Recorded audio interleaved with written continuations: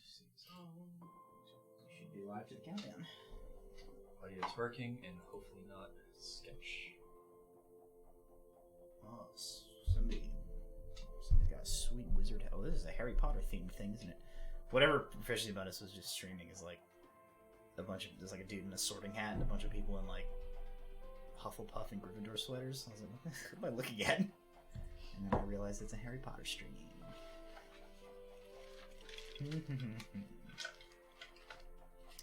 Hosting table story. That's incorrect. Table story? Is that even anybody else on the... Oh, you know what would happen if I like actually pushed go live and we did that? Yeah, that might help.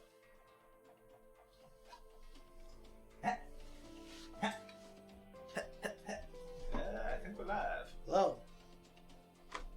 Let's see what happens. That's why it looks more different, because those are... Oh Those yeah, are there's new, new that's artwork. new, that's That's new. Yep, those are new. Can't see. That's new. That's new. I walked in, I was like, it looks different in He here. walks in. It he looks goes- cleaner he in goes, here. It looks cleaner in here. I was like, I don't know what that means because it's just as dirty Oh, as you it not always only is. smell like dog, you smell like fish as well. Well, it's wet. It's wet outside, and she's a disgusting Fish dog. She is a fish dog. Now you got hair. I have never even she gets so many baths you can't even believe. Oh, I can. We have to bathe her like twice a month. And like Griff could go like a year and be fine. He just like doesn't get smelly. He doesn't get dirty. She's just like a stink. It's because of her. She's got like that shepherd coat. So she got like a top coat and an undercoat, which is like fluffy. So just like the junk gets in there, and then she gets rank. And my friend's always the same way. If she didn't get like a bath at least once a month, it was not okay. Not like corn chips, but like rotten corn chips. Corn chips.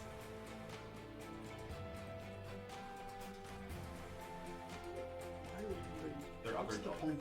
Why would you make this man do this? So this is just like an ad on Facebook. Oh god, I thought they had the corpses stand these, No. and they were like drawn. It's like an eBay ad on Facebook where it's a blank cover where they had Stan Lee sign it 11 times in different colors. Oh. Like there's a photo of him signing it, and it's like it looks like this is what killed him. Like having to sit here and sign all these. When I saw like- that picture, I legitimately thought that was his corpse, and then he 100% looks like a corpse. yeah, like that they killed him. Why, also like why is having him sign it 11 times doing like it doesn't make the signature more valuable? It's clearly 11 times more valuable now. Yeah, they want $55,000 for it. So Jesus. Just offer them like $5. Is it like a number one cover? Like it's an amazing. It's a modern cover for like Amazing Spider-Man #1, but like A modern read. yeah, I don't even know. It might just be, like the current Spider-Man, whatever. But it's just like, it's one of those white covers. Yeah, I don't care if the ghosts of Bob Kane and Bill Finger just appear in front of me, hand me a pristine Detective 27 with their signatures on it. That would be worth $55,000. That would actually be worth about $1.5 million. But somewhere there's some rich asshole just that's like tear "We the need to Bob have Kane something bit nobody off else and be can like, have." you can keep that, you bitch. yeah, I just go, thanks, Mr. Finger. Yeah. You suck, Mr. Kane, but Yeah. thanks for the signature. Wow, I'm glad I met Bill Finger and the world's biggest asshole. If you want to, for our listeners in the pre-show, if you want to know how much of a jerk face Bob Kane was, just watch the Hulu documentary Bill and Batman. Not sponsored by Hulu, but who knows? Maybe next week. Or DC Comics. There's my owl cup full of water. Well, it's too late now. 37 seconds to go. I got owned by somebody in Twitch chat last night during our Monday stream. We were like fighting. The party fought a false Hydra, which like has an ability that makes you like forget that you saw it and forget that like when it kills people, everybody like forgets that they ever existed. And somebody in chat, like it came up on stream. They were like, oh, the people got killed. And somebody in chat was like, oh, what people got killed? And I, like, answered the question like a goddamn chump. Like, oh, we fought this thing. And they were like, what? I don't remember that. I was like, oh, burn. Burn, chat. Uh-oh. That's not the right one. Hey, we have to clean up our Streamlabs nonsense. There's too many scenes to choose from. Welcome to Tabletop Legends this Tuesday! We're here for another fantastic episode. This is episode 29. That's the same number of episodes as I am years old. Death is inevitable. It just felt like more gray hairs pop up. When you said Yeah, I'm feeling ancient now. Thanks. So this is part 4 of our story arc, the Precipice of Oblivion. I want to say a quick shout out to our sponsors. Tonight's episode is brought to you by Marble Moon Studios and the 8th House, Little Dragon Corp, as well as Streamlabs, Many-Sided Dice, and the Twitch affiliate program. Thank you to all of our sponsors. We will be hearing more from our main sponsors during the mid-session interlude break thing. And thank you for joining us. If you're watching on Twitch, please be sure to subscribe and follow to Proficiency Bonus to catch all of our content live every Tuesday at 7 p.m., as well as all of the other great content that Probo puts out. You can find a schedule right below us somewhere on this page. If you're watching this at a later date, please subscribe to us on YouTube, where you can find all of our past episodes. We are Tabletop Legends on YouTube. Let's not mess around any further. We are rejoining the party on the trail of a bunch of missing individuals in the Volanded city of Adracon. They are assisting the disgraced investigator, Lucius Harken, on the trail of one individual, a young woman who he has become rather obsessed with tracking down, that she has disappeared. Somehow mixed up in this also, the party believes, is some sort of a relic. Their investigation has led them few different places all over the city. They seem to be mixed up with some sort of a wild, fanatical religious cult, and they are just now in a temple where a young girl who Harken believed may have been connected somehow to what is going on and perhaps was an escapee of this cult is being kept and cared for after something happened to her that rendered her both blind and borderline catatonic. The party questioned her as best they were able with the help of their pacifist priestess friend that they made, and learned a few cryptic, if potentially useful, bits of information from her. Bits of phrases like, "Don't look," the word lantern repeated over and over and over again. Something having to do with lavender, which the group believes is some sort of an olfactory memory. And when we last left our group, when we concluded last week's session, a member of the religious cult known to the party as the Penitent Ones, disguised as one of the matrons of this temple, had slipped past the group into the girl's room carrying a pitcher of water, but some sharp perception by Kel and then quick action involving the golden D20 and Plan A from Brahm foiled her plot to poison the young girl. So we rejoin the group now as you are standing in this young girl's room. There is a slightly concussed, sort of a little bit dazed, older woman wearing the sort of the grayish, whitish, nurse-ish robes of these matrons, but beneath the robes you can kind of now see what Kel had noticed. Her arms, her legs, coming up from like the collar of her shirt. Her body bears the marks of violent self-harm. And so I will turn it over to you. The young girl is unresponsive to all of this as she was before. The front of the dress that they have her in is now soaked with what you are fairly certain is poisoned water. I believe I checked it before. You sniffed it, and it smelled not right. It smelled like not just Kel, water. Kel acted fast enough in sort of like taking out her legs that he managed to stop the would-be assassin from getting any into the girl's mouth.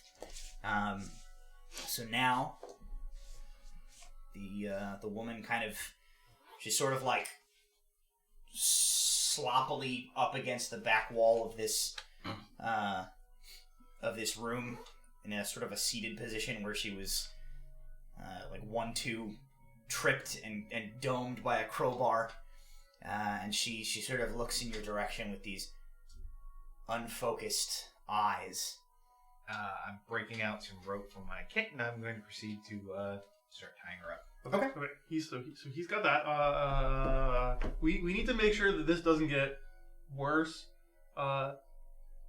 Should you find someone who's in charge and let them know that we are not just hitting random people over the head and tying them up in their temple? Also, get a spare outfit for her. Something preferably not covered in poison. And then we need to start asking questions. Harken's like, yep, and he leaves the room and presumably goes to fetch somebody. Okay. Rom, she starts saying a word. Plan B. As you tie her up, please make me a sleight of hand check. Okay. 29. Okay. In case this has not come up before, you probably know from our other sessions, but for the audience who maybe haven't done this, the way that I handle things like tying people up, like locking doors and stuff like that, I have the person do a sleight of hand check, and their check becomes the DC to get out of. So like if this woman were to try and like slip these bonds or untie, the DC is a 29 to break free. Natural 20. So, Turbo hold. Oh, Brahm allegedly has the golden D20 tonight. Okay, you got it. Olive, what are you doing? That's a real not acceptable place for you to be messing around. There's a lot of very important things plugged into that outlet. not to mention That will- Wait, is our entire stream reliant on that one outlet not being unplugged? enough to be worth No. it. So the internet- reliant. I think we actually are okay if that gets unplugged. Some of our lights will go out. Okay. But the internet and the other stuff is over here, so we're okay. Anyway. So we made it like the entire intro without any derailment.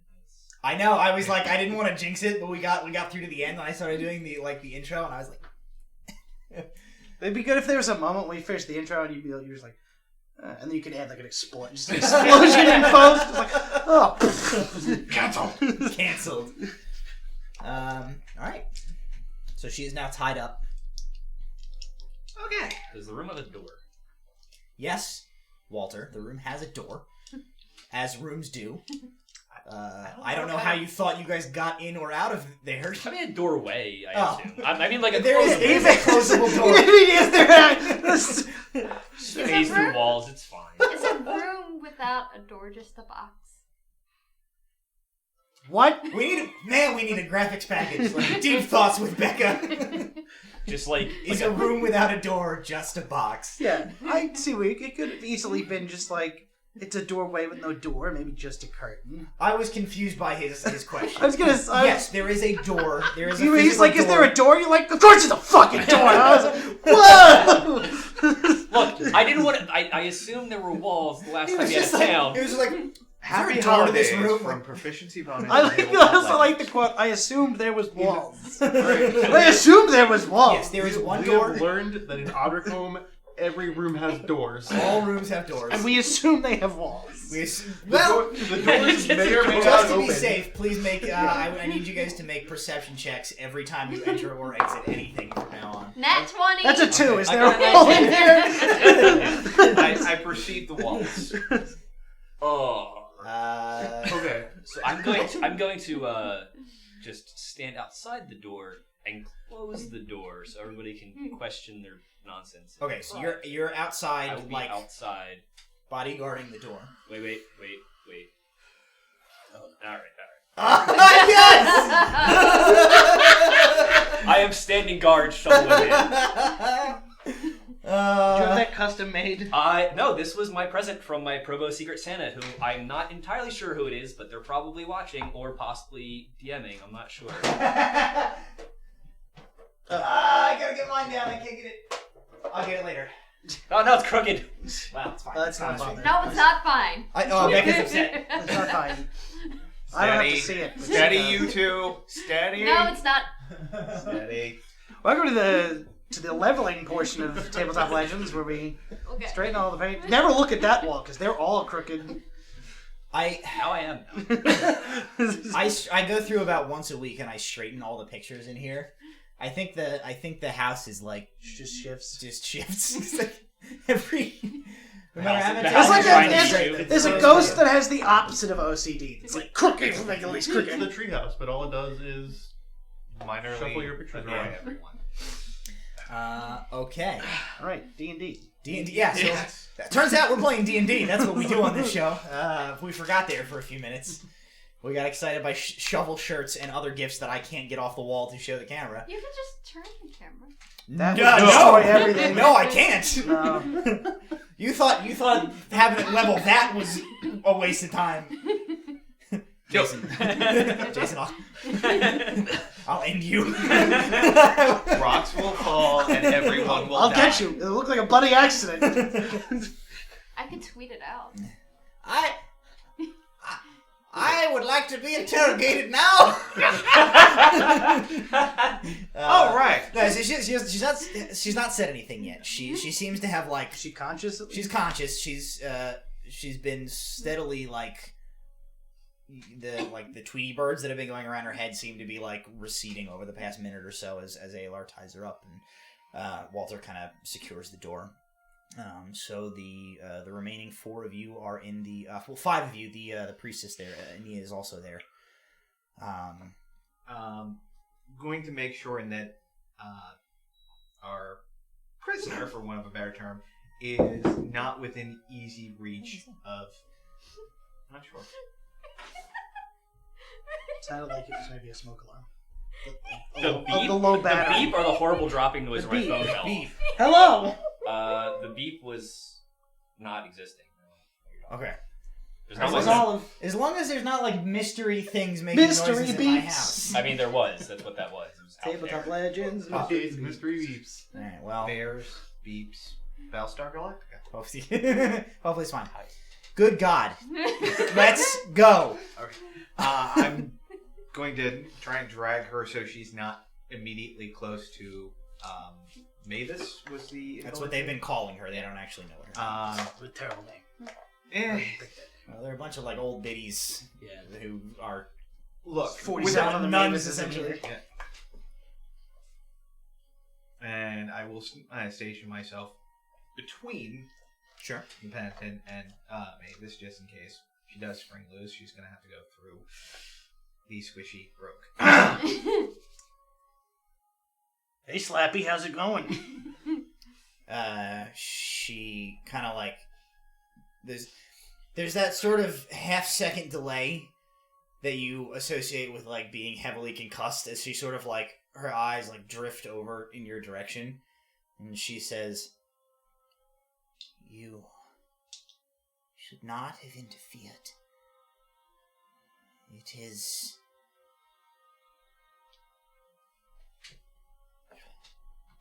She is marked for death. Is there an empty chair in the room? Sure. Okay. It's John Cena! I'm gonna grab the chair. I'm gonna turn around. I'm gonna sit on it backwards like a cool guy. Yep. So, you messed up. You didn't do it too great. Her eyes sort of drift towards where the girl is sitting past Alar. Looks back. I have failed. Yeah, you did. Yeah. So, you said she was marked for death. Who is she marked for death by? She failed. She failed. She must go to the void. It is the way. What way? Those, yeah. No, this is not the way. Welcome to The Mandalorian, episode 29.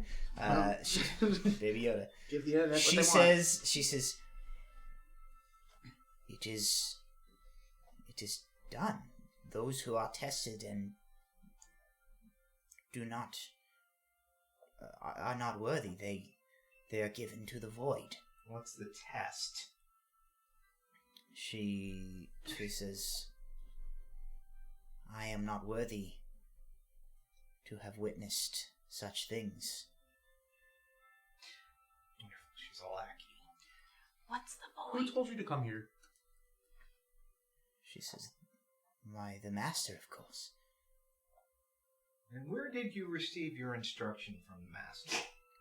She says, as I always do, as we all do. And you see, like, one of her arms shifts as if she was, like, going to gesture and, like, hasn't quite realized that she's tied up. And she goes,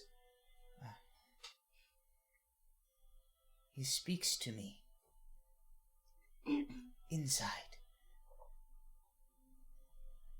Great. Message? Maybe.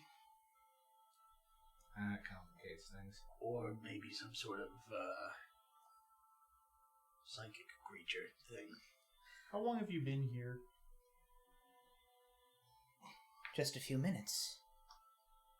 How long have you been in the service of your master? Oh. It is so hard to know. Once you have left the wants and needs and the petty, foolish desires of a world blinded to its own fate, time begins to become irrelevant. Where were you when you received the master's instructions? She says, near? She kind of turns her head sort of just towards the window, towards the outside. She says, the city is my home. I go where I will. Perhaps I was closest. You weren't at home? Home. Such things are beneath me now. I got a different idea. Okay. So suppose we're interested in converting to your whole thing. Where would we go to do that? We totally want to serve the void. She's like falling asleep. Hey! Slap her. When I hear him clap, I'm just gonna knock on That the was a door. slap on the face. Would I have been able to hear the slap on the face? How hard did you do How hard you hitting her? It was like, no. Probably. Well, I mean, maybe. Just gonna knock on the door. It's like, We're good. if she's not being forthcoming and we need to use my plan, just let me know. Shovel's ready. No. We're good. No. We'll keep we're good. that. I don't think that's going to work. No, we do not need Plan S.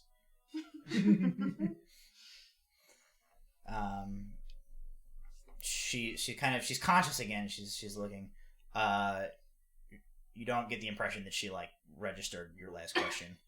So, like I said before you dipped out on us there, if we were interested in joining the Master and serving the Void, where would we go? How would we do that?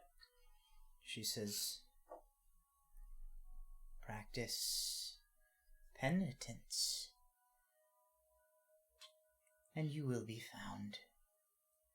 Yeah, but we're kind of more important than most schmucks around here. What's like the direct line? She shakes her head. She says, none who have embraced the inevitable are more important You can only be unclean and make yourself pure. And she smiles, and you see there's like a couple of teeth are missing. She says, and there is only one way to do that. And what's that? Penance.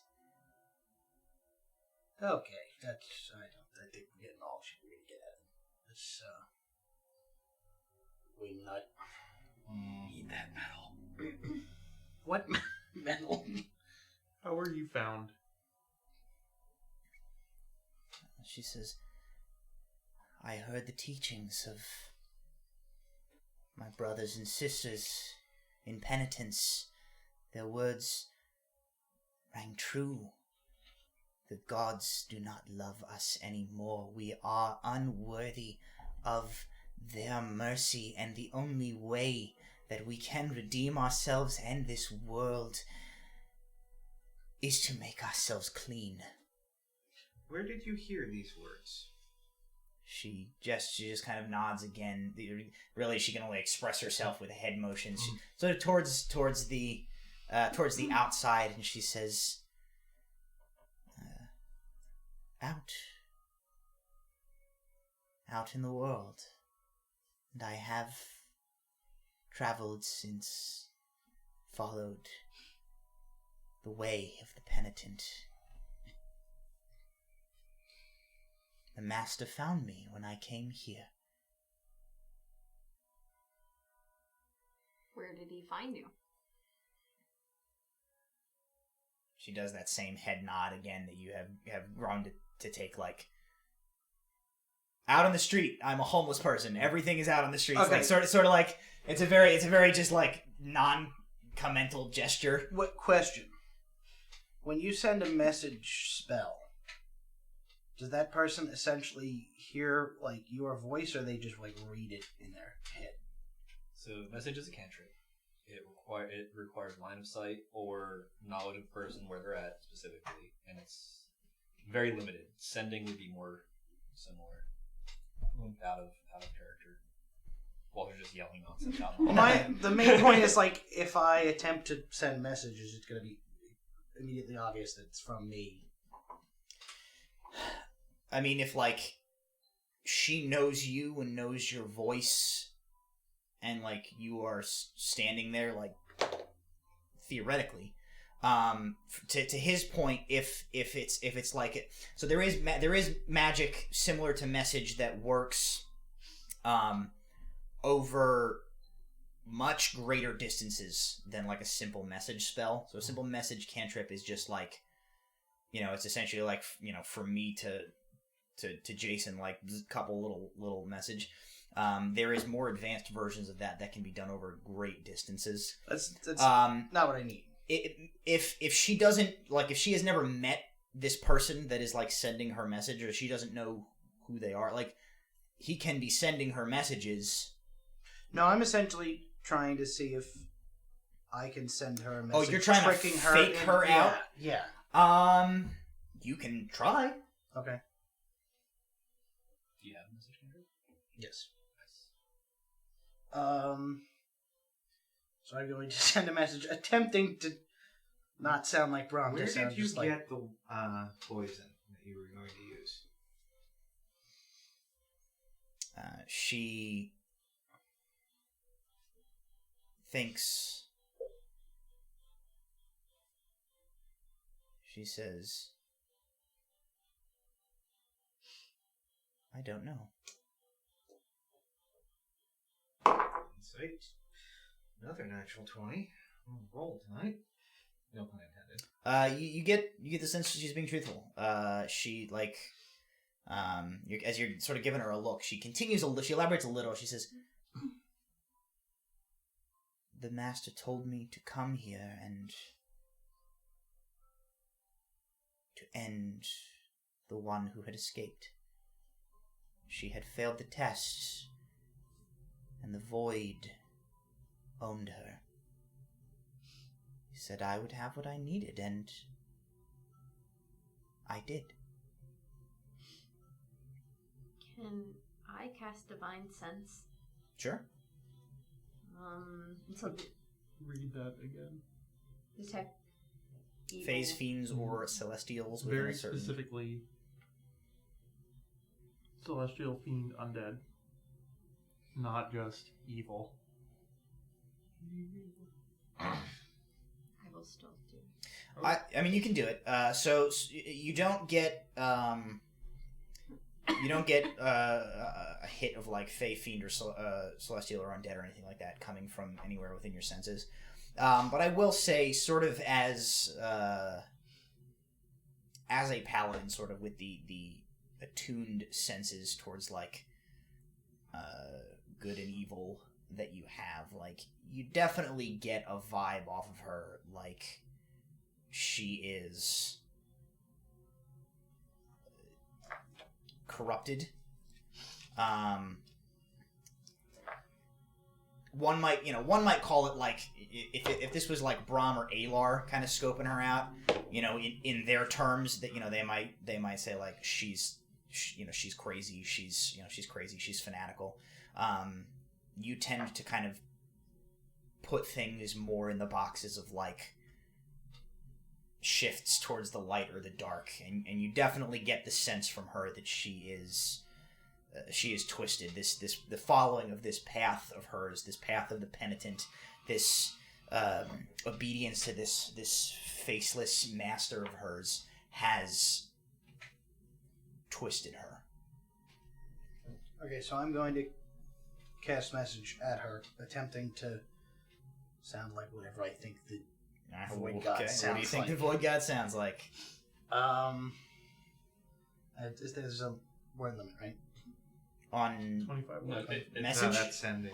Okay. Message, I think, doesn't have one. Put a finger towards a creature within range. They can you hear and only the target hears the message and can reply in a whisper that only you can hear. Okay.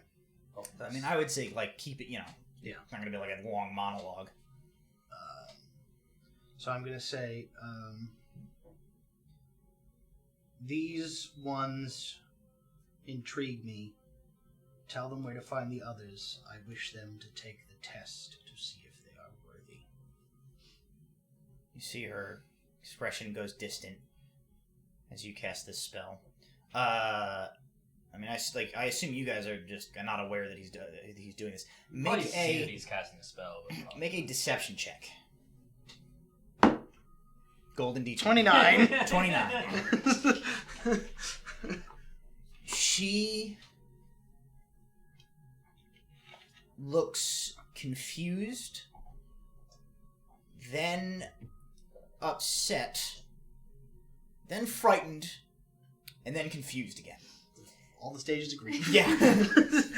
She kind of looks to you via your message.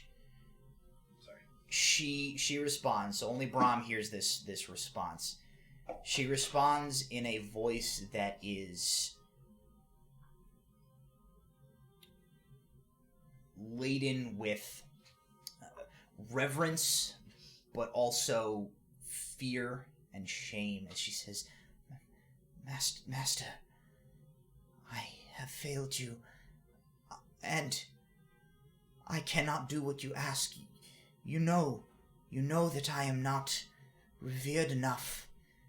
As the others, I have never been given the honor of being shown to the sanctum. I do not know where to send them. I am sorry. I am sorry. And as the sort of confines of the spell trails off, how long does your thoughts thing last? A minute. Okay, so that's probably up at this point.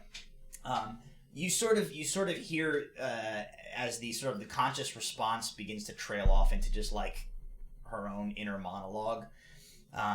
You hear her kind of like almost resigning herself, like, the void will take me now. I have failed. I have failed. The void. I am forfeit. Can you at least tell us where to find someone, another contact in your order, so we could talk to some higher up? This is Oh, this is you talking now? He's just saying out loud now. Yes. He's going She's full cannon. very confused. I'm trying to like make it seem like she got orders and now she's gonna do whatever she can to fulfill them. So I'm not trying to trick her in that way. From her perspective, she just got like an inner private message from her lord and master that like was in her head, and then you picked up the thread of conversation like verbally to her. So she's No, it's going back to my like, how do we take the test question. Gotcha. Yeah. So if you can't tell us where to take the test, can you at least tell us who can tell us where to take the... Can I speak to a manager, please? Gotcha. Okay. Is it just a question of like a fee, or kind of looks cross-eyed at Ron. I'm hoping that gotten an the deity asymmetrical thinking cut.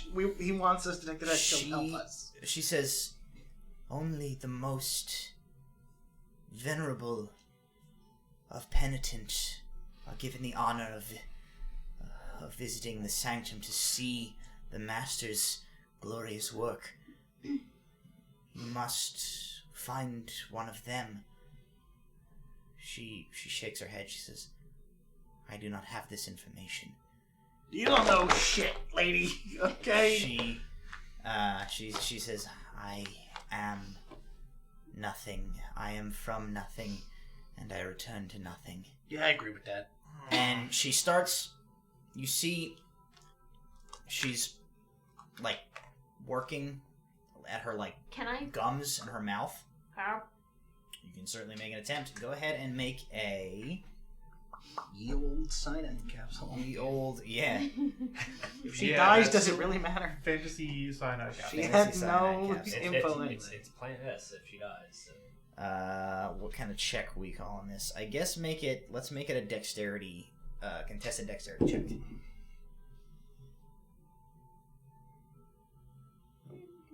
No? 16. Okay. You are not quite fast enough. It's not ye old cyanide capsule. It's way grosser.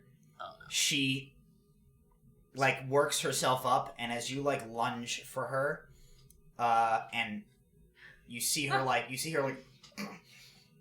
and you wrench her mouth open, and what comes out is just like a geyser of blood, and her tongue.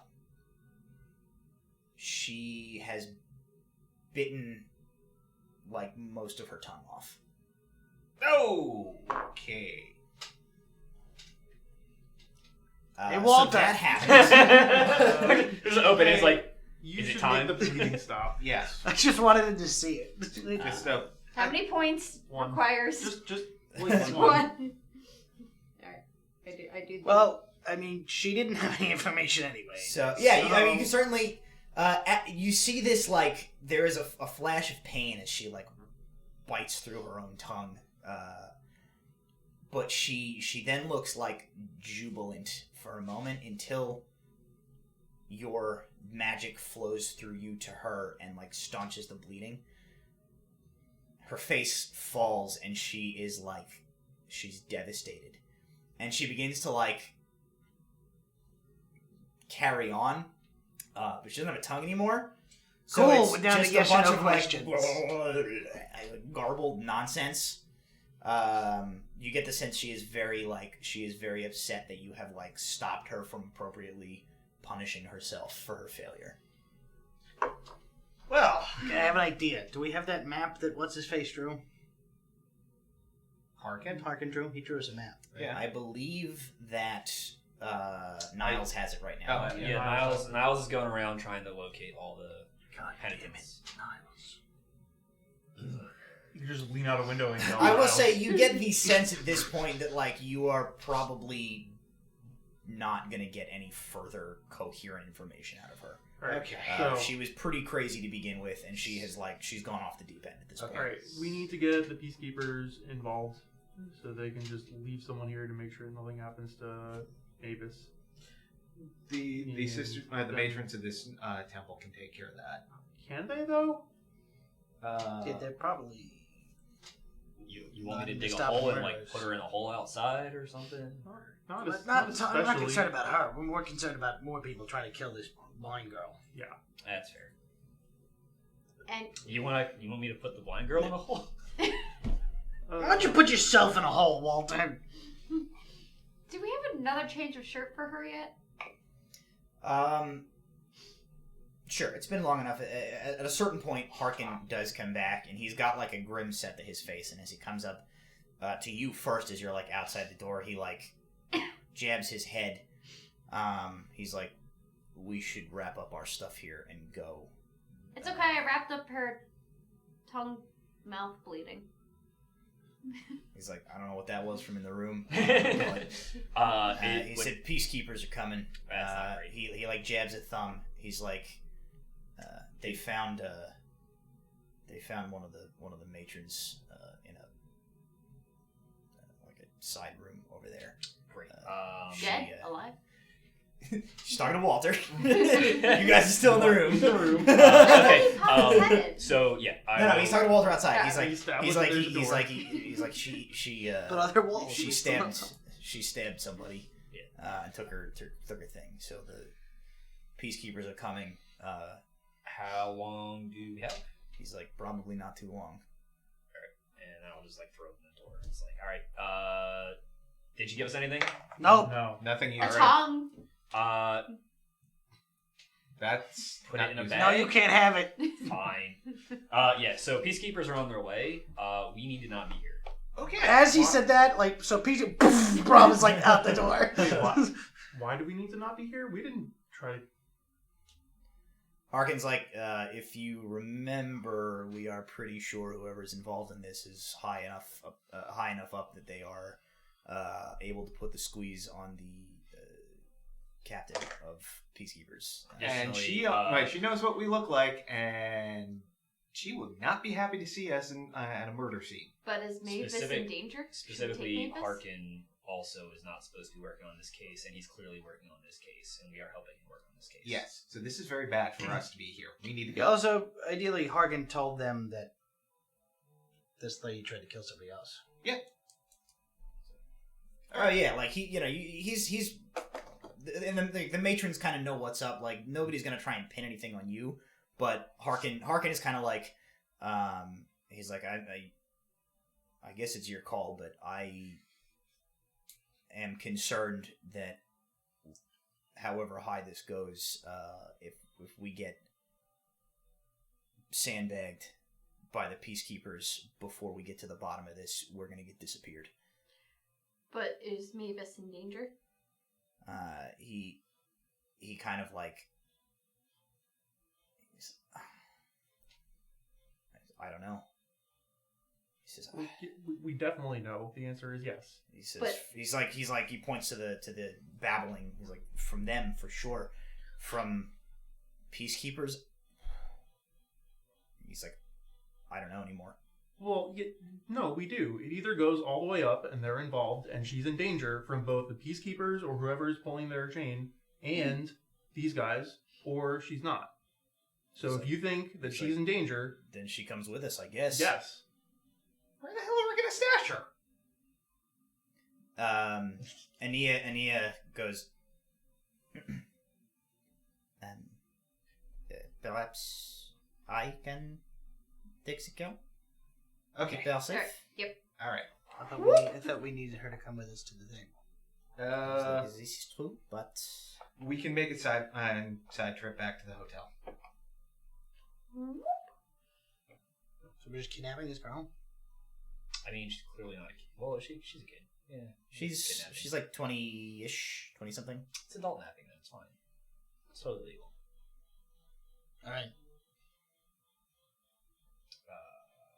Give me a large burlap sack, so it looks like you're carrying a big ass thing of grain. Let's just go. It's probably fine.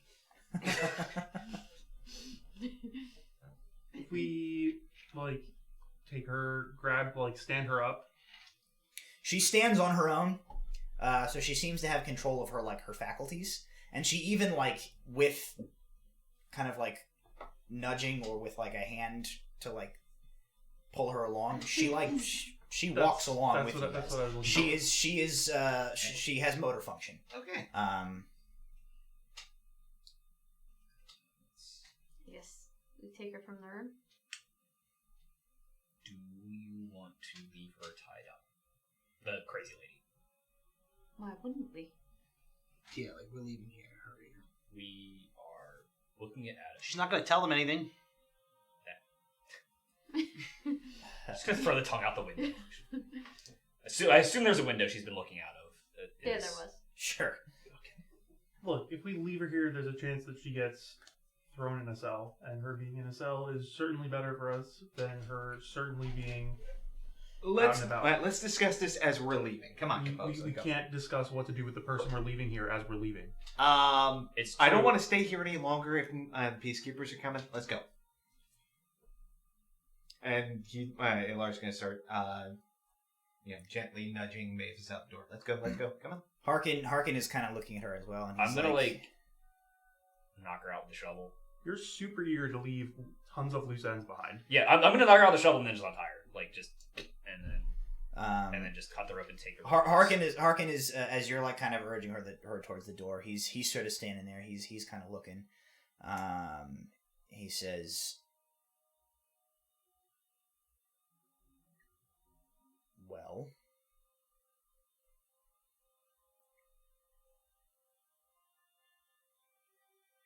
I'm 100% knocking her out and taking her with us. He says, as nobody like picks up what he's putting down, he goes, Just kill her. That's what he's going to say.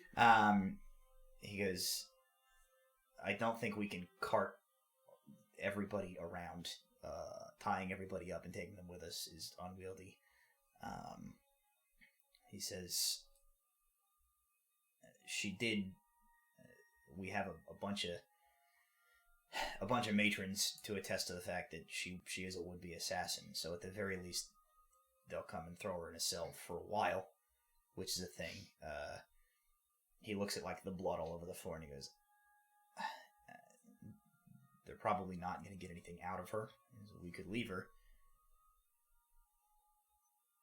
I'm okay with leaving. He's like, what I said. Or, and he says, or if we're very concerned by that, she is a crazy lady who just tried to murder a girl. And he like puts his hand on like where you guys know his crossbow is under his like cloak. And he's like, I'm 100% like cat in the hat with a shovel right now, just like ready to knock her out and then just leave her body here, which is fine. I just don't want to have her tied up and be a problem. It's like, oh, somebody stopped the crazy lady, tied her up, and then took the person. I don't want to worry about loose ends. And Ania, from sort of like where she was at the door, like going with Alar, she frowns at like this line of reasoning, and she goes, I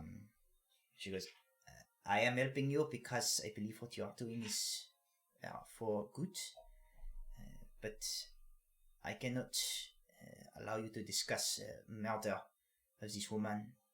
Let's She has been neutralized. You have tied her up.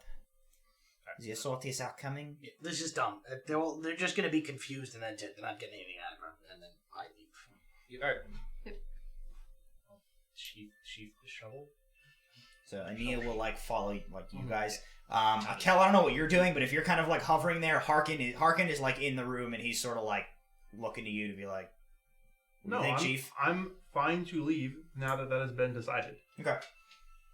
So he's as you're like, and you start to go, he's like, all right. Everybody makes their way out. A slightly confused and like frazzled matron does kind of approach you guys as you're like leading your party out. But at a kind of quick couple of words from Harken, explaining that the girl is likely in more potential danger, and like you guys are just getting her somewhere safe. He sort of like allows her to believe that you guys are like going to get her to the safety of like the proper authorities, even though he's not explicit about it.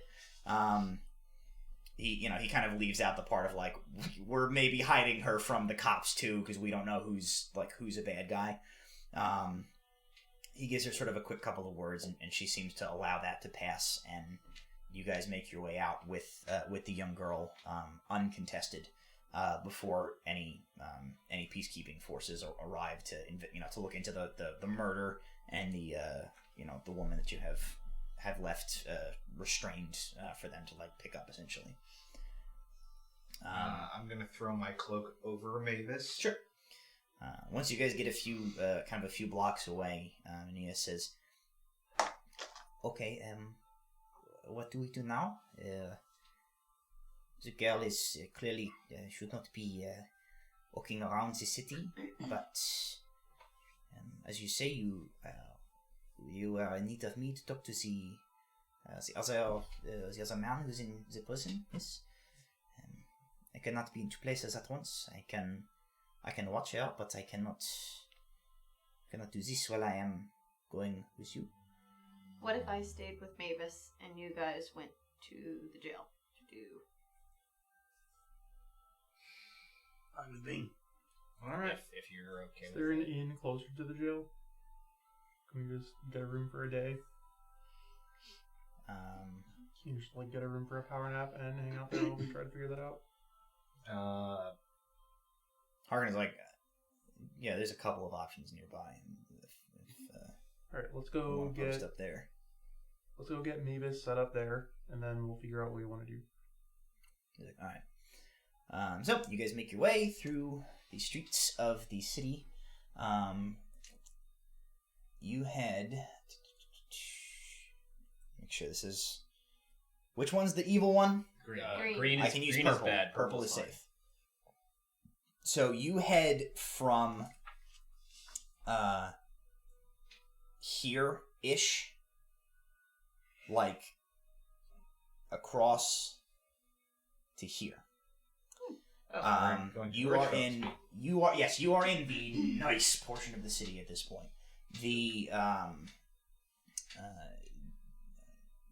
Valkos have their stations. You guys had previously learned they hold the contract for the peacekeeping in what is the East Rise, which is like the most wealthy portion of the city, as well as the little trade hub there. So he kind of Harken leads the way, leads you guys to this East Rise area, and brings you. There is a kind of a very high end looking, almost like a boutique hotel esque place called the Lancaster, and he kind of like gestures. This is the Valkos station is about 3 blocks that way. So this place is as good as any. This is gonna cost a few gold. It kind of scratches its chin and goes, "Try not to look too dirty when we go in there." I'll disguise self to dress very similar to anybody I see I walking can around. cast prestidigitation on whoever needs to be clean. Nice. Yep, I Probably me, because I grabbed the woman. Yep, You are covered in blood. Like bloody. cast disguise self to appear to be a spiffy looking human. And probably Mavis to get the poison off. We changed your shirt. Oh, we did. I'm not gonna make you guys like spend a bunch of time on this. Easy enough to you procure a room. It's gonna run you 5 gold. Fine. And easy enough to safely stash the young woman with whoever you were leaving behind with her, if it's Nula, and get back on your way out. Before we get back on the street, I'm going to disguise myself as Mavis. Just cast disguise self myself to look like Mavis while running. Okay. You do that. So we have Harken, Kell, Walter disguised as Mavis, Brahm, and Alar. We're going to the jail next. You're going to the, as far as I understood it, that was your plan, right? Okay. And Ania is with you as well. I will have changed before we hit the jail. Okay. What do you dress like? I have a big long, like grayish overcoat. Hair is slicked back, and there's like gray on the sides, and like big, dark glasses. Okay. Roll a check with your disguise kit. How do I do that? You should have proficiency with the disguise kit, I'm pretty sure. It should be on the front page of your thing there.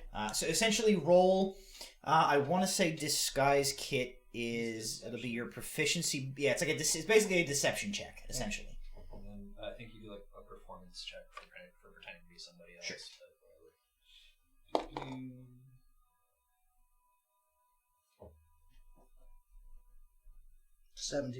17. Okay. Alright. That is noted. Okay, so Harken leads you guys down these few blocks.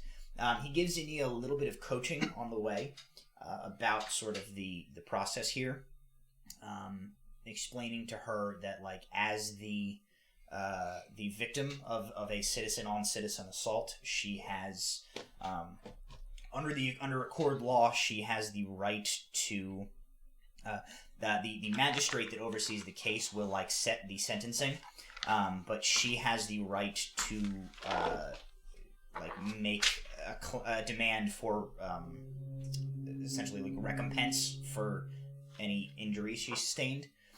So as she was physically deformed, as part of her ear was bitten off, she has the right to to make a claim.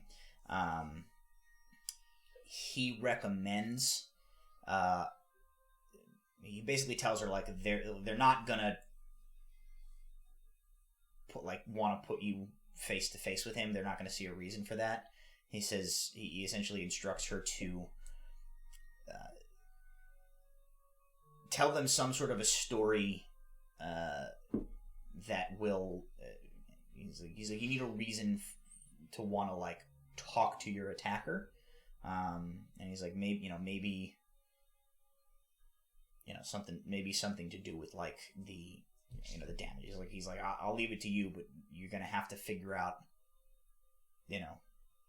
a reason for them to like let you go physically talk to the guy in the cells, rather than just like handle everything with the legal representative. Oh, we were supposed to meet. You were supposed to meet Niles. I believe. Where did you say you were going to meet Niles? Is my question. I think he was going to get the thing and use at the prison. I thought he was meeting us back at the original hotel. That's what I thought. I can defer back and go meet him. Also, I forgot to mention I have a big long walking stick. Okay. Important. You get the based on the task you gave him. You probably are not going to see him till this evening. That's fine. Because you basically sent him to like try and net the city for any of these guys that you could find. So you arrive at the Valkos precinct. Essentially, there's a building very similar to the Chimera Palta one that you guys had visited. It's a big several story big building, encompasses most of a block. Imposing stone, very sturdy looking, very defensible essentially. Though this one is very clean, very well decorated. There's flower planters set out. It has been niced up for this portion of the city. And as you guys go to kind of enter, Harken pulls back and he goes, "Too many of them know who I am." So he points to a little coffee shop across the street, a little cafe. He's like, "I should wait." He's like, we don't want if you think there's going to be a problem, duck back to the Lancaster and back up with Nolan. He nods. He says, "Yep." Do you know what part of the building the holding cells are in? Bottom. There's a sub-level below. I'm just going to say that I'm so mad that I'm not there because I would tell him to go suggest the pumpkin spice latte. But I'm not there to suggest it. On a slightly related note, I'm currently disguised as a mid-20s lady, and I'm going to follow Harken in, and then Are you a mid-20s lady That's with also like blind. burned eyes? Yes. Okay. So specifically, like, I wanted to like see if anybody else like any Okay. other. Yeah, you get hidden no enemies. assassins tried to kill you Okay. on the way, so that. So I'm gonna like follow him in and then dismiss. Like after we get a seat real fast, dismiss it. And Okay. meet up with everybody else, just so it looks like Sure. she went in there in case Sure. anybody's watching. Yeah. So he tells you he's like there's a cell, like a dungeon cellar level to this building that has got a number of holding cells in it, and then he moves off to stay out of the way so as not to like blow your whole operation by the wrong person recognizing him. And as you enter, there is very similar to the Chimera Palta. There's like a reception area with some clerks that you can kind of go speak to. And Ania then kind of like looks to you. She says, "Am I to take the lead in or at this point, or should I follow you? This is your thing. I don't." Follow my lead, and I take Alar's arm like this, and like just roll with it. Okay. And we make our way to like the front desk. Okay, so Brahm and Alar approach Is this a friendly or is this Like friend, like okay, like that. okay. So the clerk is a young man, looks like 30s-ish. He's a half elf, and he looks up very, very politely and he says, "Good afternoon. Welcome to the Valkos First Precinct. What can I help you with today?" How are you? Nice to meet you. All right, Alar, I'm gonna need some directions here. What does our good friend look like? Does he look like a trustworthy lad? Yeah, he looks like a solid one. Okay, my boy, I'm gonna trust you on this one. All right, so I'm going to, if there's a chair in front of this, or is it just a stand-up desk? It's like they are seated behind, but it's like a high chair. You guys are essentially standing at like a counter. I've picked up on his tactics, so I make sure to I take his hand firmly as if I'm guiding a blind man. Yep. So, my boy, we got a little bit of business to attend to. This is I see. Well, if you will tell me the nature of this, I can direct you. Well, my pointy-eared friend over here, if you notice, She's head wrapped. my friend over here, my pointy-eared friend. And she's like, can you he whispers like, Over to your right. this one. Yes. Yeah. She Hello. she had an altercation with somebody you're holding. You seek to have a meeting with a legal representative. to Hooah! discuss the matter of, Yes, we do. Of course. And he sort of looks a little bit past you to the priestesses. Your name, madam? And she Thought he was talking to me. Gotta be more specific. No, not you. Your client. She says, Hooah. she says, I am Ania. It is, and she spells it for him. And he takes it down. He says, excellent, madam. And she gestures to the four of you. Your entourage here, they are whom? Exactly? Well, my name is Alar. However, I'm just here as the eyes and guide for. Just call me Al. He says, And we witnessed the attack. Well, Just like gesture. some of us did. I'm like gesturing at Kel, but I guess he can't see. He's blind, so he can't. Yeah. He says, very well. In that case, if you will come with me a moment, is that a religious incantation, sir? No, it's not. It's just sort of a term of endearment. Very well. Who to you as well, my good man. Of course, if you will follow me this way, we can... Gotta be more specific than this way. I'm already following him and directing. Oh, my. Ooh-ah. We will. I'll bring you to a waiting area, and a legal representative, a Valkos legal representative, will be with you quite shortly. Sounds wonderful. Thank you. And he moves over to where there is like a. It's if there was metal detectors, like there would be that. There is a station with a couple of armed peacekeepers. He leads you through like a little swinging door thing.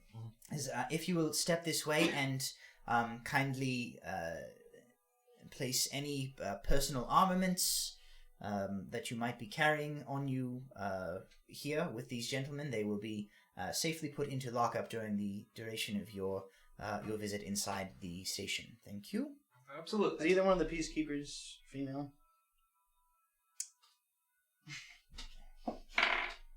For the sake of whatever bit you're going to do, sure. Yes, one of them is a female.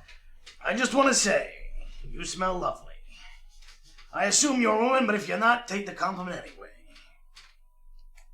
She is. Even better. Hooah! She doesn't respond, but the guy next to her goes, "Thank you, sir." And You're welcome. She smirks a little bit.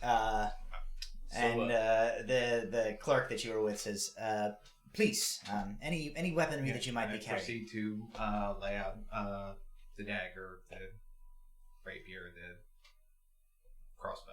I'm gonna hold on to my cane. Sure. If they ask me. So anything they have not asked you about, like magical items, things like that. So is anybody trying to hide anything on their person, weapon wise, that they are taking in with them? I am just largely ignoring the fact that he's my shovel as a weapon, and it's just a shovel. They're not going to let you take that shovel in there. Is it because of the if you're carrying like the obvious weapons or things that like could be used as weapons are being taken from your persons? Are they making any move to take my cane? There is some you see like a quiet kind of debate takes place between them as they are looking at you, but they seem to err on the side of like not offending a blind man, and they do not move to take your cane. I was kind of hoping that.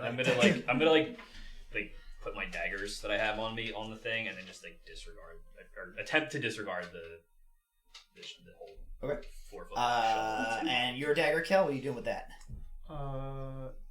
Yep, I'll leave it. Okay. Alright. So nobody is sneaking any weapons in here? Nope. Okay.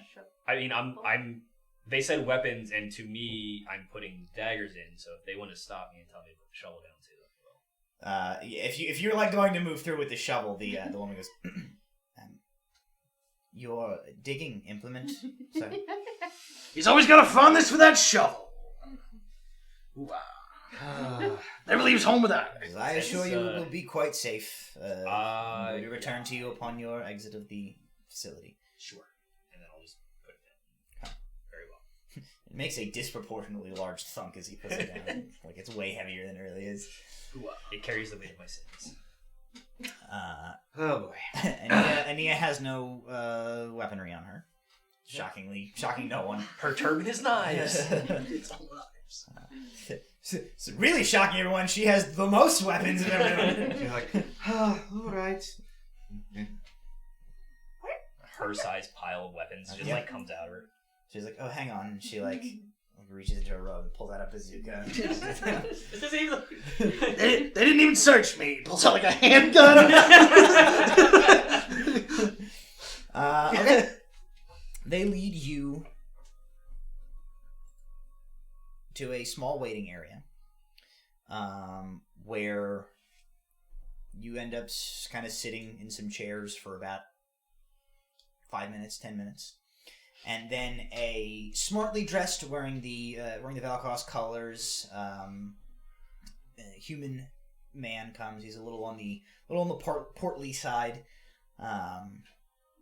with sort of close set, slightly watery eyes, and he says, "I hear you're the lady who got attacked by the nut job in the cells down there?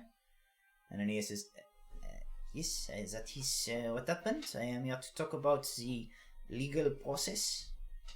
And he nods his, okay, and who is your, what capacity, in which capacity do these fine people that are with you serve? And we were witnesses. She's like, I don't know, they didn't tell me before they did this bit. We were witnesses. Well, they were witnesses. I heard everything. We saw, he heard. This is... And my hearing is better than some of their seeing. Okay, well, we can certainly add your statements to the reports that the peacekeepers on site had done. Why don't you step with me over here, and we will arrange this.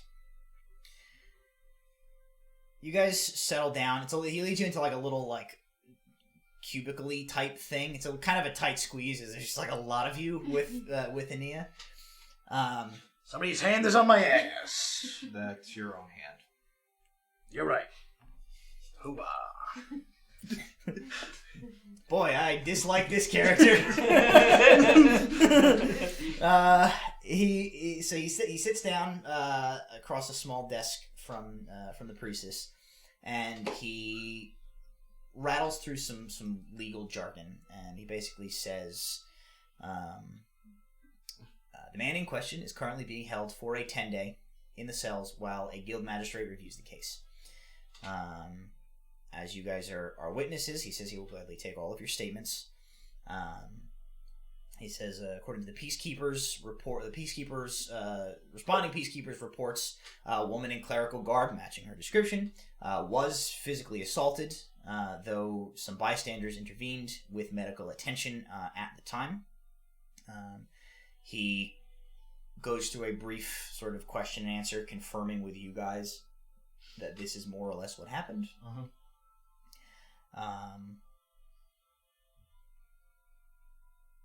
He then tells her, when she recounts the part that like a chunk of her ear was bitten off, he sympathizes with her deeply, and he says that per guidelines, as a victim of attack by a fellow citizen, she has the legal right to request fiscal compensation for any physical harm done to her person or property, which will be taken into consideration by the magistrate when deliberating the sentencing. He gives her a bit of a kind of a sympathetic look at that, and he says, Madam, you are free to demand recompense up to 1,000 gold dragons for an assault which has physically disfigured you. But I would advise you a request of that nature is likely to succeed only in having the magistrate assign a longer indentured labor sentence to this individual in question. I have seen the man, as I'm sure you have. He is unlikely to be even able to pay a 20 gold fine. He says, I regret to inform you it is unlikely that you will be receiving a fine out of his purse in this matter. She doesn't want the money. She just wants to talk to him. She says, actually,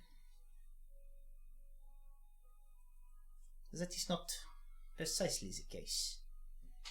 And he kind of looks at her and she says, I think that I will, in fact, ask for the full amount. 1,000 gold dragons.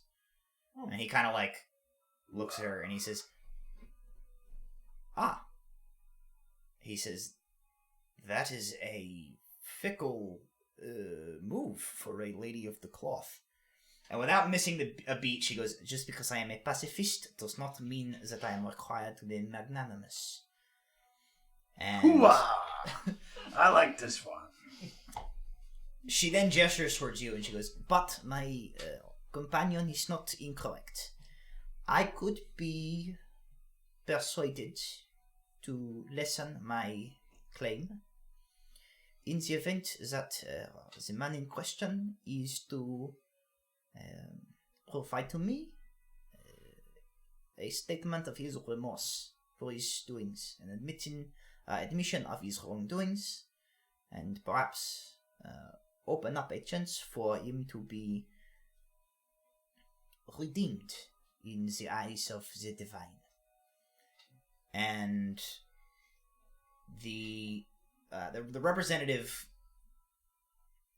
considers over this for a moment, and he says, "So you are asking to speak to the man.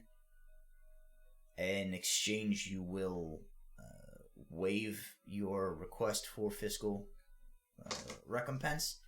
That is correct." And he says, "It's unorthodox, but it is a significant amount less paperwork. So, sure, I think we can arrange to have you escorted down to the detention level to have a short conversation with the man." And she nods. She says, "That would be acceptable. I think that I would like my companions to come with me as well. So they have been quite good to me since the attack, and they witnessed it as well. I think it would be a good opportunity for healing for everyone, for us to have the conversation to put this nasty business behind us."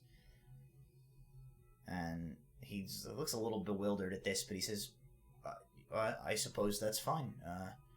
Let me fetch a peacekeeper to bring you down there." Thank you very much.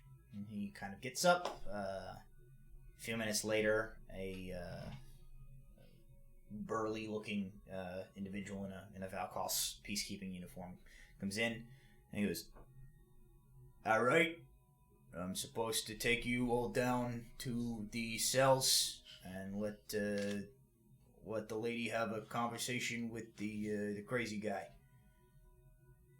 And she, says, "This is correct." Well, okay. Well, come on. And he starts to lead you down several levels into the bowels of this building. The under portion of it is like a stone dungeon-esque area. And he said, "I don't know what is beeping somewhere in my house."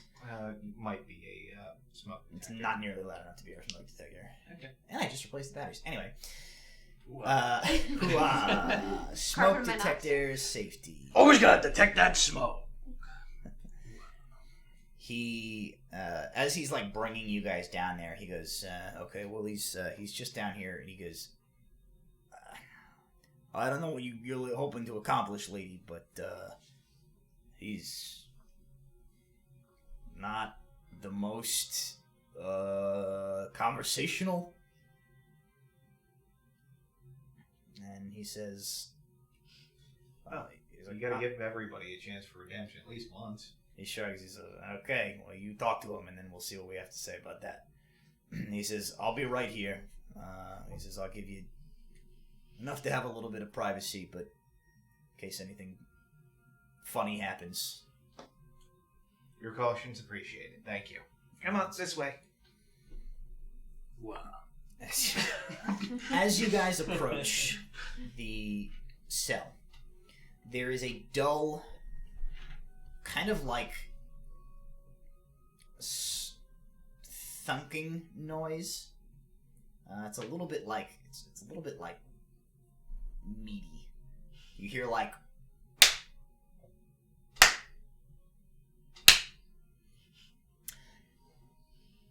I swear to God, if we walk in and he's whacking it. there is Go blind for real.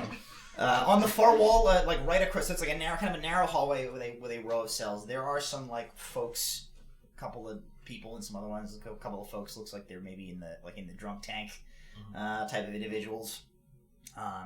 There are like these tables on the opposite wall, across from like the cell doors, that have like personal effects put on them from like whoever's in the adjacent cage. You come down to where he is indicated that this individual was. And on his table, you see what looks like his personal effects. You see that robe that he was wearing when you encountered him, just as tattered and dirty as it was before, though it's been like folded and just kind of laid there.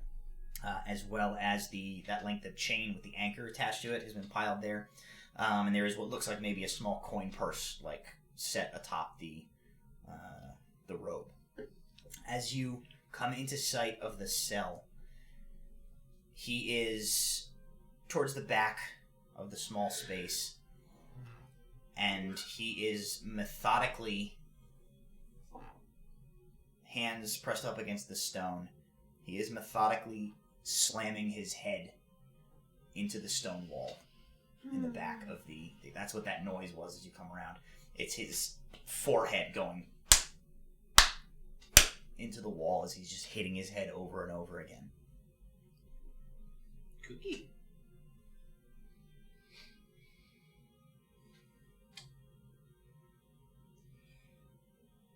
I should start this off, or... Morning, sunshine. With one final, he turns to face you guys. The skin of his forehead is torn and bleeding. Blood is, dripping down his face. Both of his eyes are black, and it looks like his nose is broken. Beneath the, prisoner's jumpsuit that he's been given in change for his robes, you can see his scarred and abused skin, bearing the signs of all this damage that he has done to himself. And he squints at you guys through his, swollen face, swollen eyes. If he recognizes you, he doesn't show it. He doesn't really give any indication that he, knows who you are or remembers you from the other day. And he goes, "Who are you? What do you want?" He smiles. And, his mouth is all bloody. Ew. And he says, "Come to give me another beating? Maybe. Muster all the punishment your unclean souls can. I'll say to you what I said to the animals that dragged me in here. Every drop of pain, every moment of suffering only serves to purify my soul. I will stand before the gods clean and worthy of their forgiveness." Anything like we tried on, what's her name back at the temple? How much, what is the corridor of the cells like? Can the guy at the end very clearly see us? Yeah. There? Okay. How closely Probably speaking, he's probably 20 feet from you. So, speaking in low voices, you can speak lower than he can hear.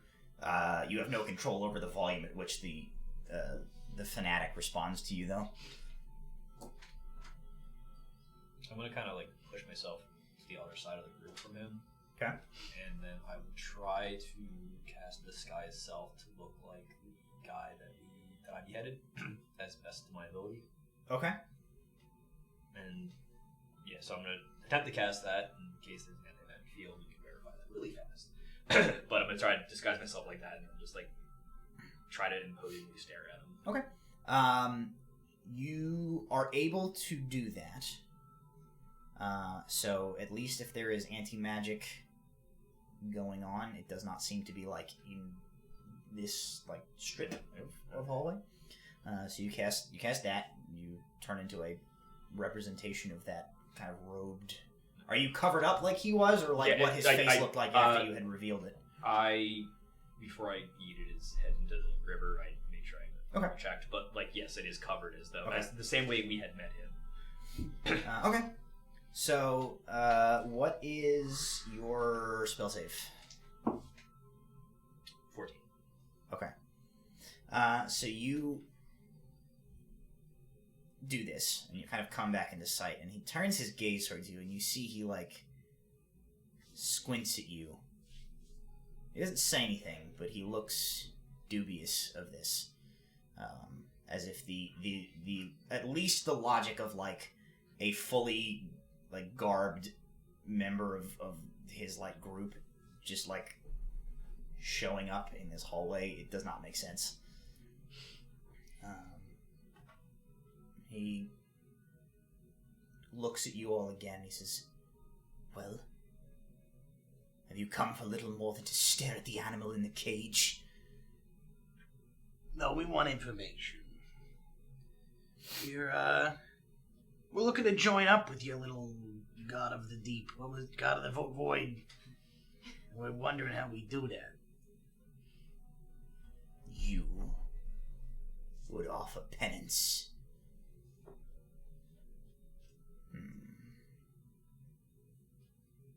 Why? I'm gonna lean in and say, in my best approximation of that guy's voice, because I don't know if I can replicate right now. One of them has been chosen. This is a test for you. He seems suspicious still, and he says,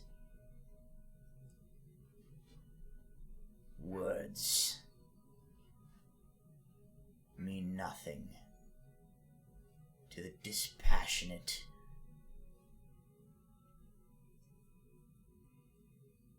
Deities. Action speaks. You would be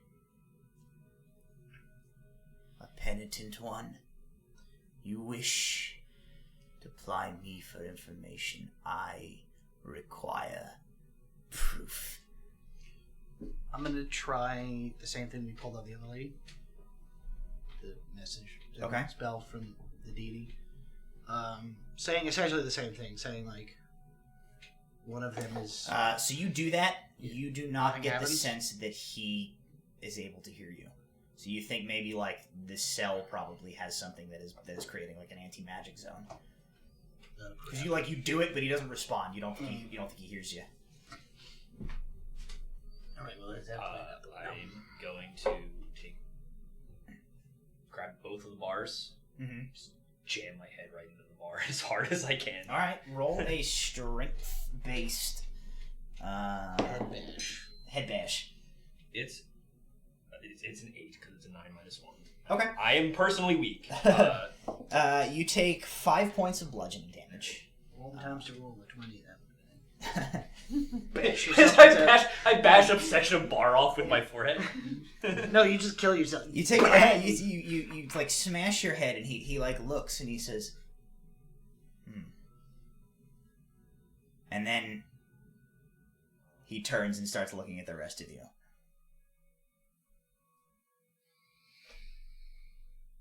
Alright. Roll up my sleeve. And start digging a thumbnail in until it starts bleeding. Ania Of all is... the times we should have snuck his dagger in. I thought about that. In the time. But I didn't want to risk... Ania, like, at the, like, head clang into the bars, she, like, walks away from you guys, and you see her start to, like, do her best to distract the guard from, like, involving himself in whatever the hell is about to happen. I'm making a point to do it out of the sight of the... Alright, so what about Brahm and Alar? What are you guys doing? Like I said, Yep. I'm gonna say, I've already done mine. Let's slide the glasses down. Minor illusion to have like Okay, and what is your spell save? blind eyes. Also 14. Okay. He looks kind of impressed at this. And he says, "Truly, perhaps you are not nearly as..." He looks over, like, kind of at the two of you. "Flighty as I had thought. That is a adequate start." And what is Kel doing during all of this situation? He's taking a nap. I'm good. Fireball center on yourself. Penitence! Okay, so Kel doesn't respond. He doesn't seem to be the eyeball thing from Brahm seems to have like kind of stirred him up a little bit, and you almost get the impression that he's like maybe forgotten that you're there. He's tiny. As he says, you wish to devote yourselves to the glorious calling of penance. This is good.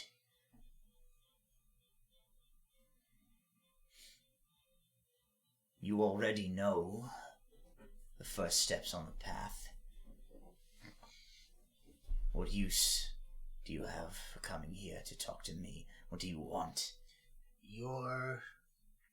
The Void God spoke to me. And he said, seek out the one you already know. He will lead you to where you can take the test. Void God. Cast message. I assume that's what I'm gonna cast message on Brahms, like, The master. The master. The master. I don't know what to call it. I'm new to this. He scoffs. He says, the master is no god, no more than any of us. He is merely... I heard a voice in my head. I didn't know what it was. I'm supposed to find you, Schmucky McGee over here. He says, he is merely... possessed of vision. He says, I have only been to the sanctum once. If directions are what you seek, you have come on an errant quest. You have come on a fool's errand. You are a fool's errand. You said the secret word! It drops down.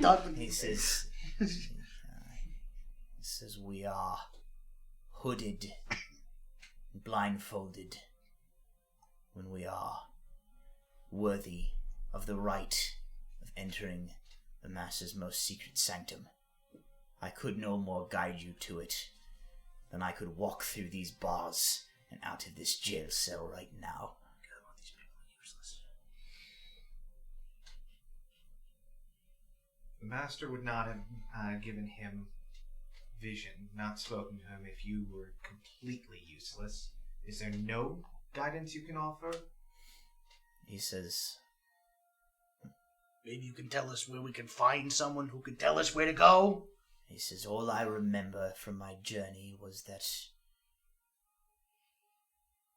before entering the sanctum it was quite warm. And I remember flowers. Like the smell of flowers? Yes. What kind of flowers they smell like? They smelled like flowers. Damn it, you people are useless. No, I think he's given us what we need. Alright, if you say so. Your service will be remembered. And you just keep on doing your thing in here. You're serving the or, you know, you're doing your good penitence here. It's good work you're doing. Let's keep that up. He continues to just kind of like stare at you guys through this like blood-covered face of his. Alright, you can go back to your wall. We're done here. Have a terrible day. I'm taking Brahms' arm and leading the blind man. Hoo-ah! I'm gonna dismiss it. Dismiss my spell like, right in front of him and just like give him a nod and wink and just walk off. Okay. You guys walk away? As soon as I think I'm out of immediate earshot of him. Ow. Oh, I should.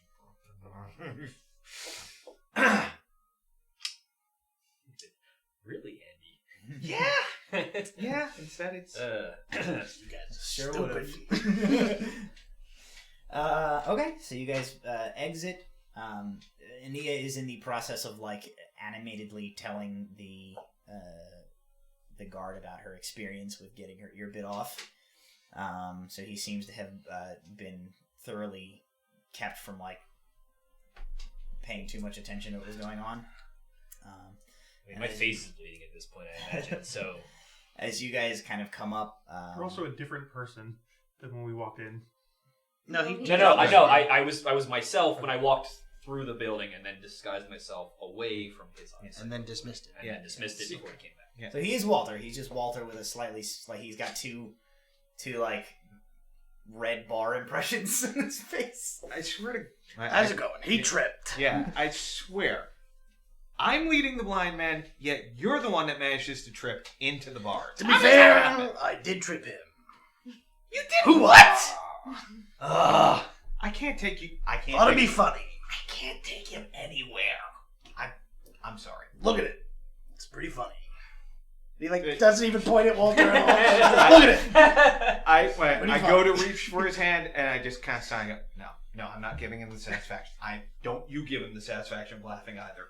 The guard is like, he turns to the priest and says, "You get what you need, ma'am?" Yes, it is all good. I am happy with my conversation with him. He goes, okay. He looks at you for a moment, and you're like bruised face. And he's, We would like to leave I'll now. take you back upstairs. Thank you. This way, and don't you swing that walking stick around. I swear to the What? gods. Like whack Walter in the shin with it. What? Bang. He leads you back up. Ania has to like sign a bunch of papers with that legal representative. She asks for no money, and then you guys are able to leave successfully. Wow. Once well out of the precinct, I thank her profusely. I'm sorry you had to witness that part of that. This is your duties. This is your job to do these types of things. Well, it's more of our pleasure. It's more of their pleasure. She kind of like, you seem not very good at it. You are correct. It worked, didn't it? I get like a vague thumbs up. I suppose it is. You see, our plan is to find the right things to do by doing all of the wrong ones first. It is. Process of elimination. This is perfectly thought out. There's two things. A, the blind thing worked on that guy. She says, I do not understand if you are able to do this. Why did you have to do the blind man all the way from the other building? And to all of these seems. Because it was fun. It does not matter. has to It no be- longer matter. It has to be in Don't you character. dare! Don't you dare insult my method! She says, I think it better if I do not ask question. We need to find Harken and get everyone back together. Like if you guys have like started to move away from the building, he like falls into step with you guys. Okay. You guys yell or anything? How's it going, I Slap? think so, but I'd like to Let's meet up get with the you. gang back together first. All right. So easy enough. Like Scooby Doo style, like wipe the screen, and you're back at the Lancaster with Nuala and a mannequin, essentially. Should we take a break? Yes, this is I where have we to will take a pee. break, I think. Join us. We're going to take our break. We're going to mute the mics here, go Maybe. to our advertisement video, and be back in about 5 minutes after Captain Tiny Bladder over there has had a chance to... Hoo-ah. Oh, God. It hurts my soul every time. Every time I do a It's hoo-ah. okay. I do. That is an Academy Award-winning movie. Boy. Alright, so Sling Blade will not be joining us for the remainder of the Sling Blade. Yeah. We'll be right back.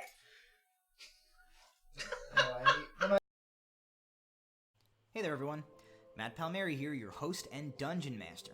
Thank you for joining us for tonight's episode of Tabletop Legends. I hope that you're enjoying the show so far. I know I am. While myself and the rest of the gang are refilling our drinks, stretching our legs, and relieving ourselves of the pee that we've been holding in for the last 2 hours, I wanted to take this opportunity to talk to you about our sponsors here at Proficiency Bonus. First up is Little Dragon Corp. Little Dragon Corp are purveyors of fine gaming dice, as well as all sorts of other tabletop gaming goodies. They've got a huge selection of polyhedral dice you can choose from, and prices that you couldn't shake a stick at even if you had a +1 stick of shaking at your disposal. They recently released their line of Birthstone dice. They have new metal dice sets available, and they are constantly coming out with new products.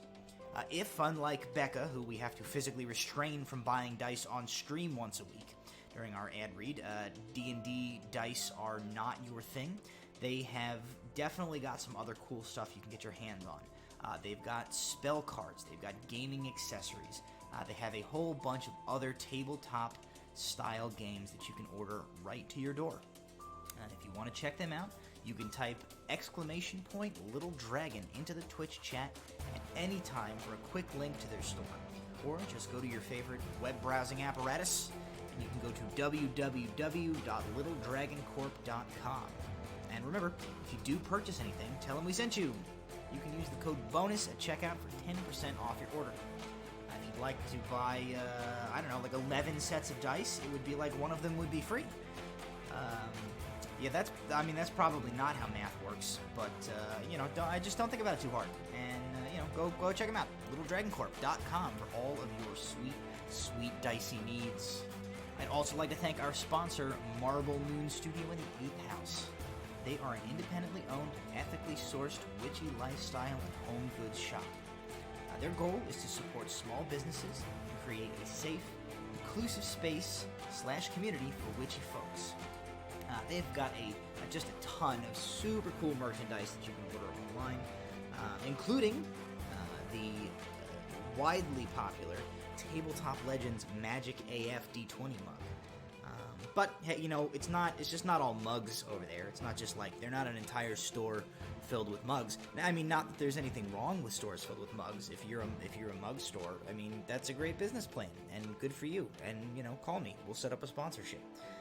But Marble Moon Studio in the 8th House, well, they've got way more than that. They've got all sorts of things. They've got wall art. They've got candles. They've got apparel.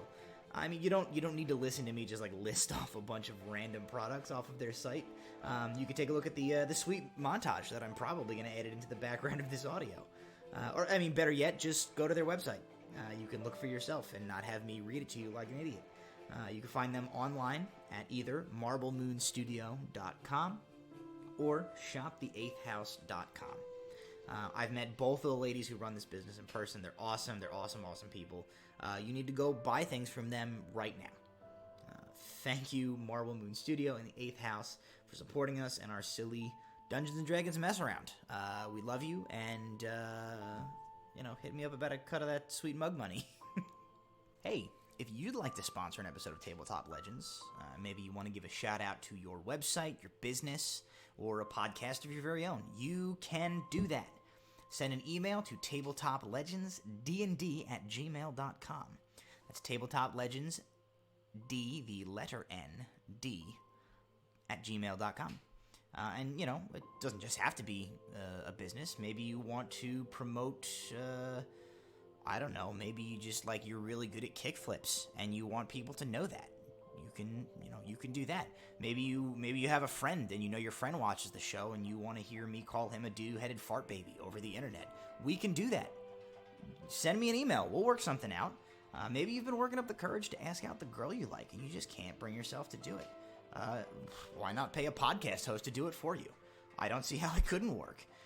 Send us a message at tabletoplegendsdnd@gmail.com and all of your dreams can come true, no matter how ridiculous they are. Anyway, that's all I've got from you. I have talked long enough. Please enjoy the ear candy, sweet sounds of our royalty-free background music for another few minutes or so until we return for the rest of our episode. Thank you. I love you. I didn't mean to say it, but there it is. Now it's out there. We have to deal with this now. but, we'll deal with it after the rest of the show.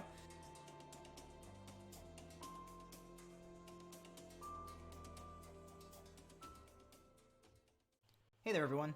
Matt Palmieri here, your host and Dungeon Master. Thank you for joining us for tonight's episode of Tabletop Legends. I hope that you're enjoying the show so far. I know I am.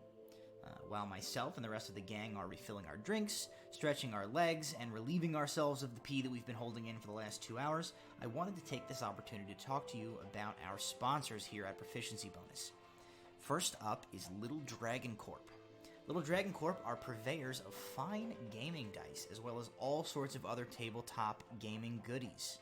They've got a huge selection of polyhedral dice you can choose from, and prices that you couldn't shake a stick at even if you had a +1 stick of shaking at your disposal. They recently released their line of Birthstone dice. They have new metal dice sets available, and they are constantly coming out with new products. If, unlike Becca, who we have to physically restrain from buying dice on stream once a week during our ad read, D&D dice are not your thing, they have definitely got some other cool stuff you can get your hands on. They've got spell cards, they've got gaming accessories, they have a whole bunch of other tabletop style games that you can order right to your door.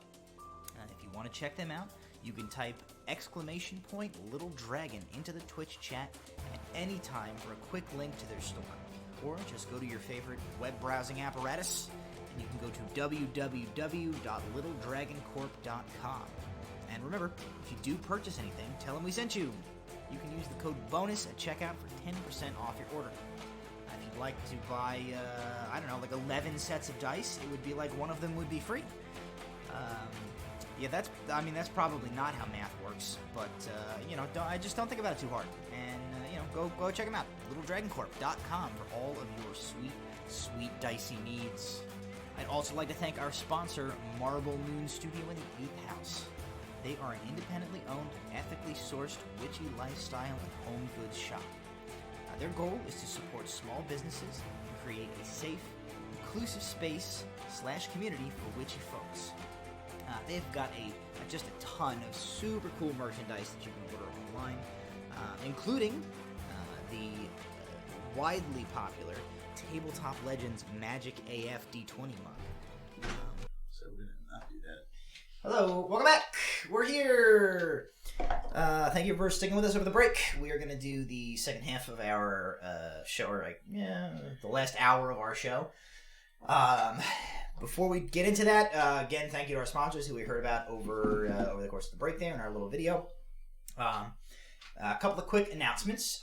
So next Tuesday is Christmas Eve. So we will not be live, but we will be in your home.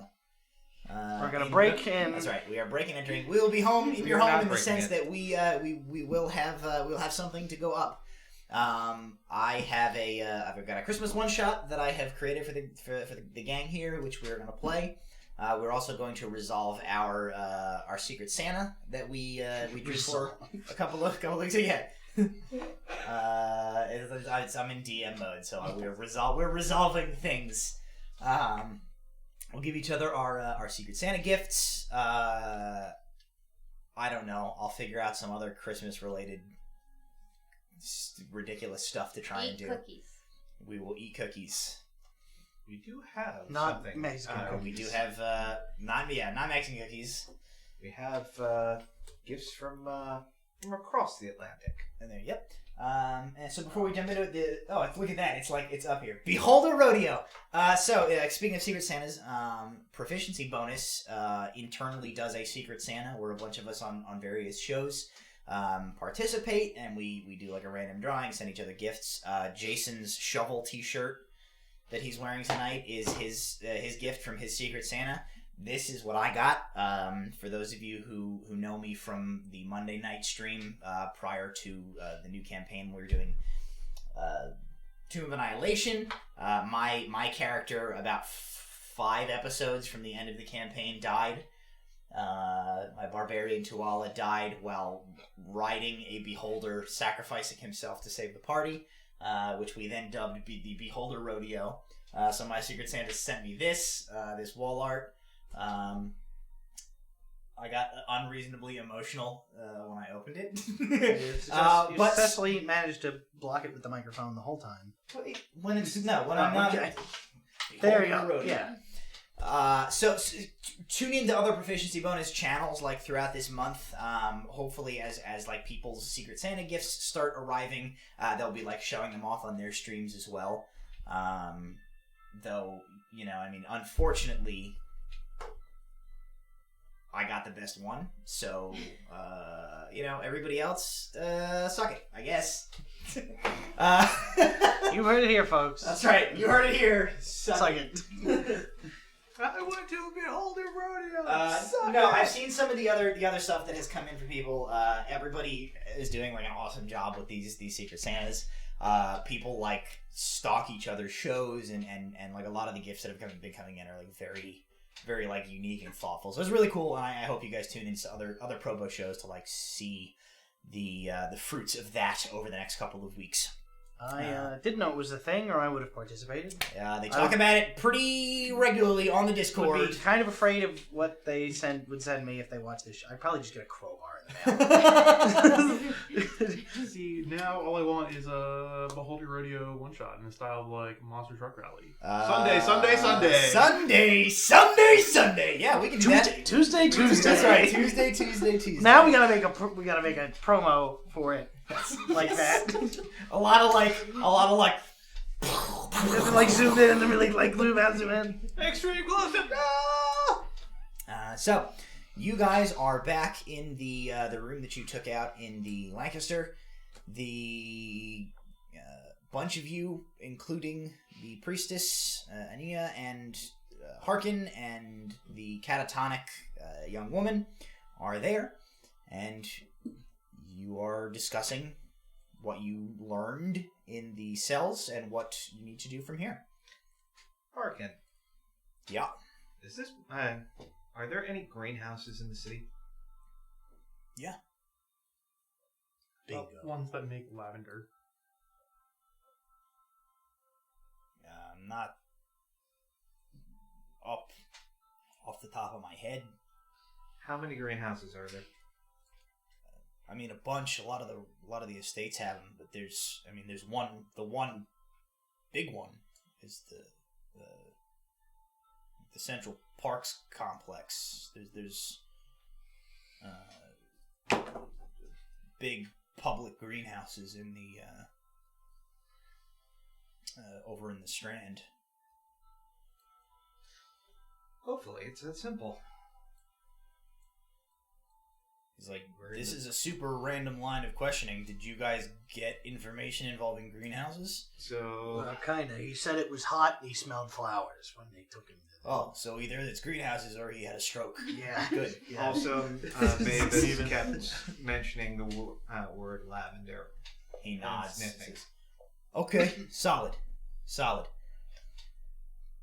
Worth a look. Unless you want to case every single like fancy house in this area for places that have lavender. I definitely don't. All right. No, let's neither get to do it. I. Always McNiles do it. Let's see if we get lucky first time out. Ania, do you think you can get Mavis back to your room?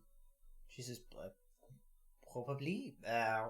We have this very nice room for the day. All right. Is it perhaps safer to keep her if there is more of these people looking for her? I mean, the grody homeless people are probably not going to be able to get in the door here. So Yeah, it's probably safe here for the day. If we don't come back, I shall make arrangements if you do not return by tomorrow. yeah. I will keep her safe. Alright, let's go see some crazy masochist folks. Harken It could nods. just be a nice day in the park. I like It's- the park. It's us. There's no such thing as a nice day. Or it could be a nice day in the park. No. All a matter of perspective. I would also change back to normal. Okay. All right. off you go. Don't need a second. I start outfit. listing all the things we could do in the park. We can feed the pigeons, No. and Don't you have like a flying javelin thing? You do have a flying javelin. Hey, you know what we could do in the park? Play the quiet game. how do you? You lost. I don't get the rules. Wait, oh my God, you're so bad at this. How do you play? You be quiet. That's no fun. Oh my God, the worst. So, Very fun for the rest of us. The thing that actually looks like a park? Sure. the thing that looks like a park. Oh my god. So yeah, there is like a large park here in the Strand. Not all of it is greenhouse. There's like. Yep, there you go. That's to scale. I didn't realize the park was one giant fuck off tree. It is the evergreen of legend. I don't know the how one you lavender guys tree. didn't notice that before this. It's literally thousands of feet tall. It's the tallest thing in like miles and miles around. I don't look up a You can lot. see it from space. I don't look up a lot. I don't look up a lot. All right. That's the episode's tagline. He leads you through. So there's like outdoor walking trails. Most of the the planting beds and stuff are bare at this point in the winter. A lot of the larger trees, deciduous ones anyway, have shed their leaves. It's mostly like coniferous stuff this far north. But there is sort of towards the center of this park a quite a large like glass house structure. He leads you inside it, and you guys are able to kind of begin wandering around. So it is a very large sort of like greenhouse complex with a number of different like conservatory chambers that have been curated to be different collections of plants. So there is like a portion of it that has very exotic looking plants. There is like a very arid a lot of like sandstone succulent looking things. There is plants that are you take to be like native to the region here. Are they labeled? Yeah, a lot of them. Good. Are we looking? We are looking for the sign for lavender. You don't know what lavender looks like? Redwood, oak, pine. There are no, strange enough, there are no redwoods inside this greenhouse. She wasn't even reading. She was just guessing. I don't think Nula can read. I will read the plants out loud. Alright, so she's doing that. Violet. Hey, Kel, how against you starting a forest fire? Just end this. I'm pretty opposed. Go ahead and make investigation. Tulip. Just start a forest fire. I conjure up Scooter. Do you know what lavender smells like? Do you? Sniff it out for me, little guy. 18. Okay. 16. Okay. Let's see. Investigation is 20. 8. 8? 8. Okay. She's too busy reading. Tulip. I have a +4 to my investigation, Nice. so I also got an 8. Nice. She's just trying to make sure 20, she not knows that natural. we know that we can see Scooter the rolls rolls. is 16, right? Alright, we get it. You can read. Yes, sir. Shut up. So, after a little while of searching, you you have to go and retrieve Walter and Nula from what is clearly the like desert portion, and inform them that it is very unlikely that the lavender will be in there. Nula's got like a handful of cactus spikes. I'm sorry, I've only ever seen it dried. They should put a do not touch sign on those. There was one. More proof she can't read. The portion of the greenhouse, there's like a central portion which has been Wait, leave those in actually. Might help later. Okay, right, so Nula will do an additional 1 point of piercing damage if she makes unarmed strikes. No, I assumed it To was both her and the other To thing? her and whoever she punches. I assumed it was in with her- case we have to prove that we're penitent. with her cactus hand. My cactus fist of justice! Nula has attained the Well, power of if cactus. somebody didn't get Becca's Secret Santa gift already, Cactus Fist of Justice is an idea for you. So, in the central chamber of this greenhouse, it is designed to be somewhat open concept. There is a kind of a grassy green, and then large plantings of like dense shrubs and trees and things have been sort of put in place here to create a space where, aside from this sort of like open central area, you can kind of meander through other portions of this large chamber, giving the impression of like, you know, almost like in seclusion. And you wander around, and finally you've been like poking around in here for what seems like forever. Quite literally in this case. Finally, you come across a grouping of low plants with deep purple clusters of flowers. And there is indeed a little like stake tag near one of the groupings of these plants that says Lavandula augustifolia.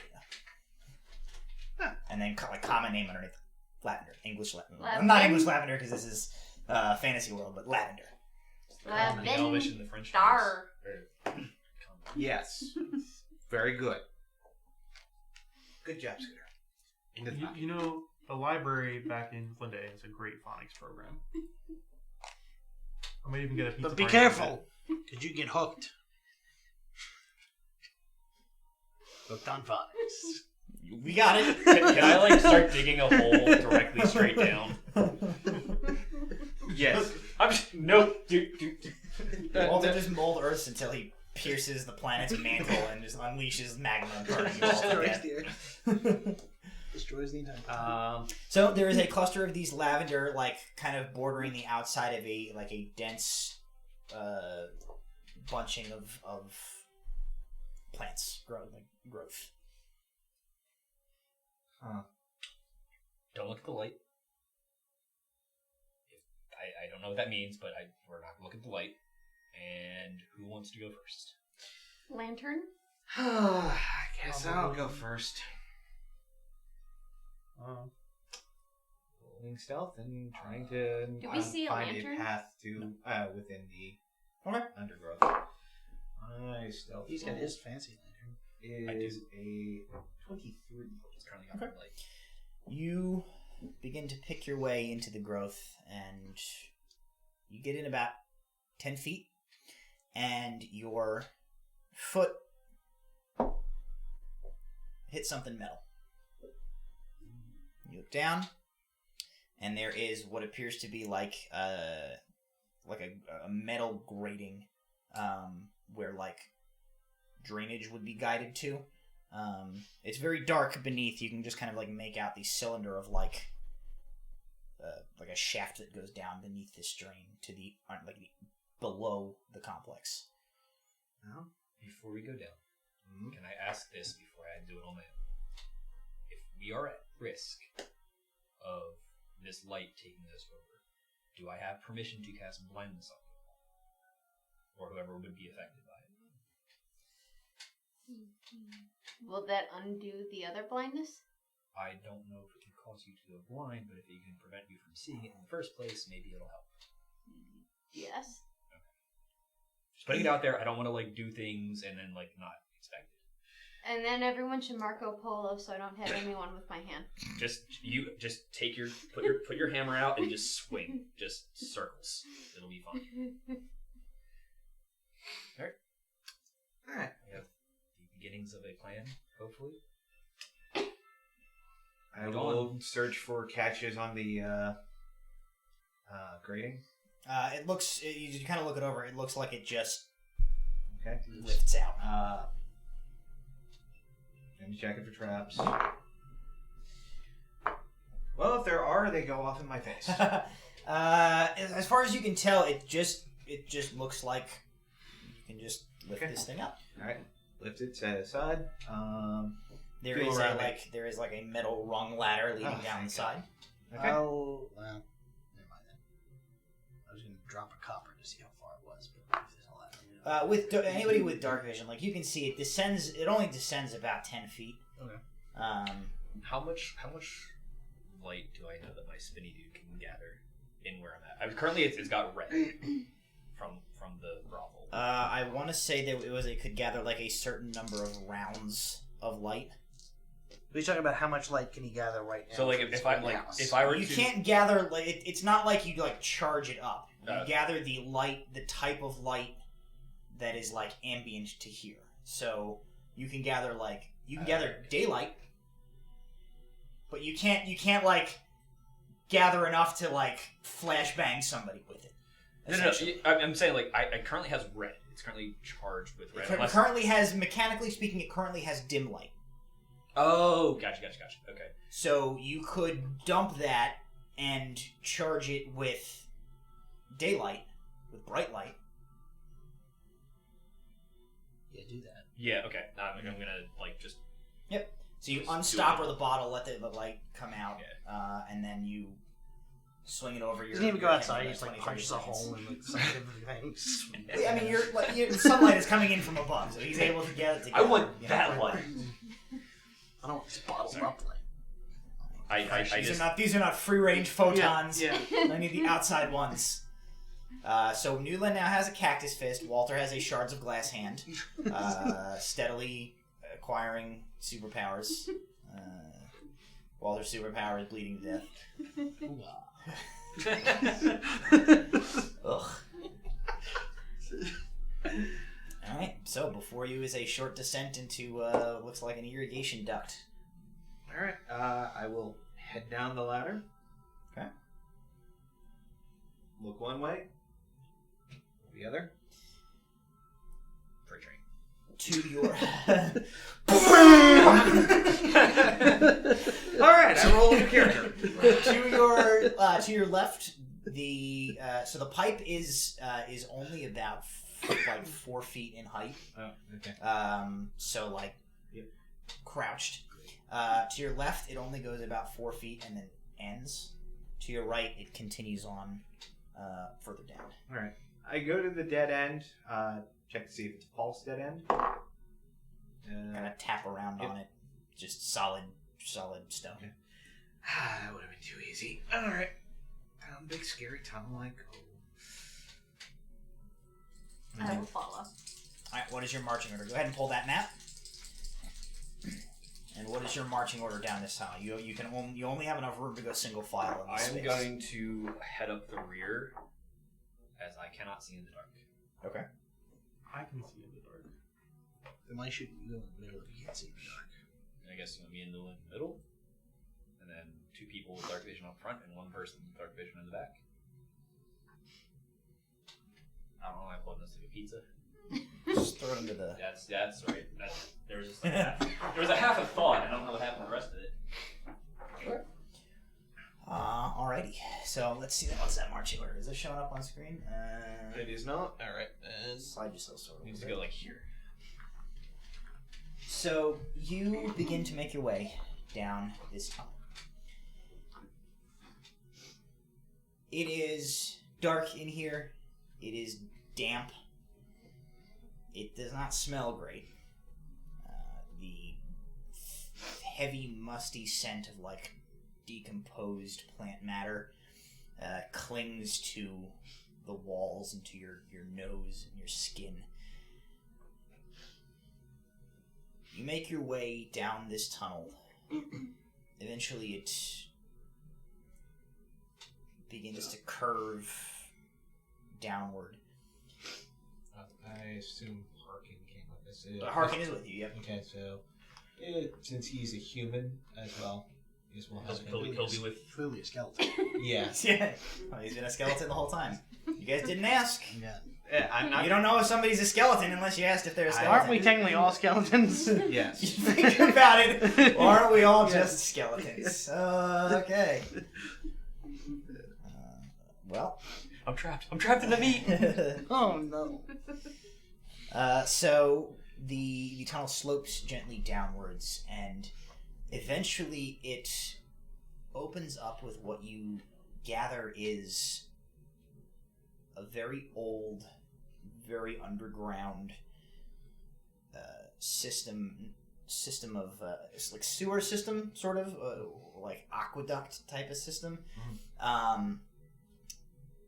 Given what you know about the city and the way that like during the thaws in the spring, like the lower portions of it flood, it doesn't surprise you that there is a pretty extensive network down below that looks like it is intended to like redirect and move large quantities of water to help like maintain the city from like the lower ground portions of the city from just like going completely underwater half the year. So you connect with this system and you find yourselves following a path in the like layer of grime. It is not difficult now that you have made it this far to kind of like trace the path of people who have come this way before. Even still, it takes you the better part of an hour of like making your way through these tunnels. It's hard to gauge. You think you probably have gone maybe a mile. Going is not very fast, and there's some portions where you have to kind of double back, but eventually you come to an area where there is a set of stone steps which like branch off of the chamber that the tunnel that you've been following, and a door at the top of it. And you can see, as it's been dark for so long, you can see light from beneath the door. From like the middle of the group, there is a as Harken loads his crossbow. Oh. As you step on the pressure plate. Yeah, that's right. It was him all the boulder along. rolls down on us. No, Harken loads his hand crossbow. I'll load my Eldritch Blast fingers. I will also... Walter cocks his shovel like a shotgun.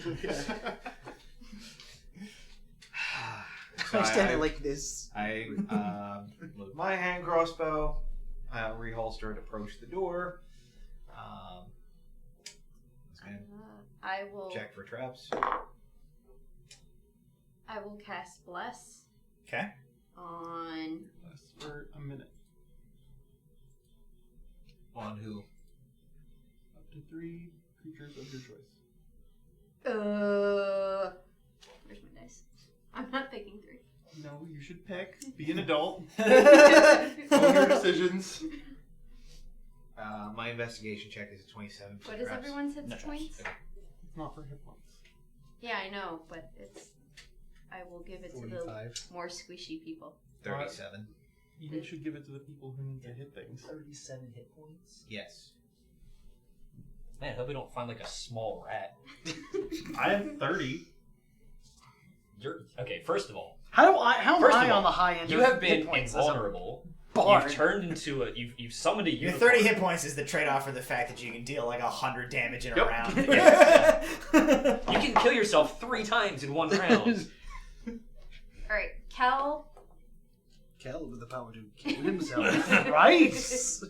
and who Yourself. myself. You're right in the front. Yeah. So. Alright, Can you bless Nula yourself? has like a glowing deific hand, and she's like, Kel? And then Duck. And then she's like, and somebody like gently puts it on her. I am pretty sure you can bless yourself. Yes. And who else wants to be blessed? Walter's directly behind you, so go ahead. Sure. I will consider myself blessed. Your friendship is a privilege. Alright, carefully try the door. It does appear to be locked. Okay. Alright, well, they're not great at locking doors. They're probably not expecting visitors. Let's go murder some cultists. Sounds fun. Open the door, peer in. Surprise! 1,000 crossbows shoot you. Okay, well, I only have 37 hit points, so... You die. The door opens directly into an active volcano. And it sucks you all in. I was not expecting that! Goodness. No, so what you do see is a short hallway, maybe 20 feet, 5 feet across, about an 8-foot ceiling. There is a large, heavy door at the far end of it. It looks to you as if this door has been, like, brought down here and put in. That door does not look like it was, like, just happened to be down here. Somebody has put a reinforced door at the end of this hallway. There's also two small, like, offshoot little hallways. You can see the opening, but from where you are at the doorway, you don't know what is down them. They are both on the right side, on your right as you're looking down the hallway. Okay.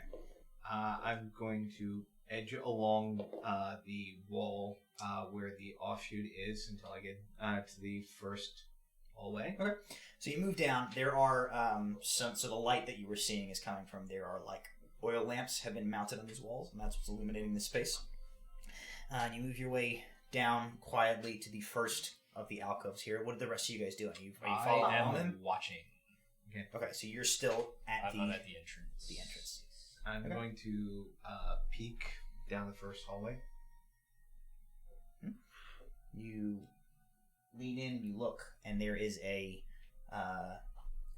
standard-looking wooden door about 10 feet in. And closed. Closed. Okay. I'm going to edge past that one to the second hallway. Same thing. 10 feet, door. Exciting. So the rest of you are waiting still as he's like kind of scoping it out? Mm-hmm. Okay. Alright. That seems like a reasonable course of action. Uh-oh. Let's clarify. Yeah, for the mysterious beeping. Alright. So... That's when the kill slots open in the walls and murder us all. Yeah, murder.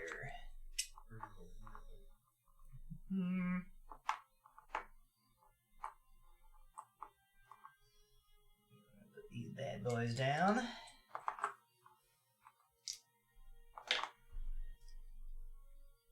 So you guys essentially, except for Alarm, you guys are sort of like crowded in this space here, right? Just outside this doorway. I assume Morgan is not currently like She is not flapping around No, in this hallway. she's not currently present. She's in her pocket dimension because a bird doesn't make sense underground. You heard it here, folks.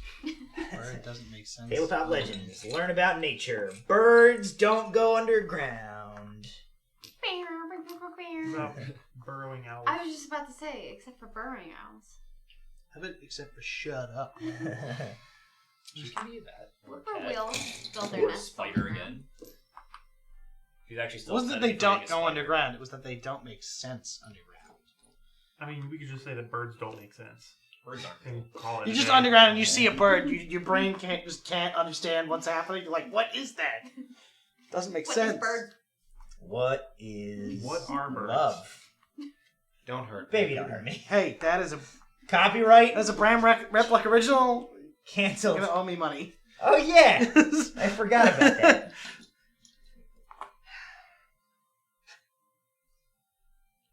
So this is what you see. So Alar is like here right now. And then this goes another few feet.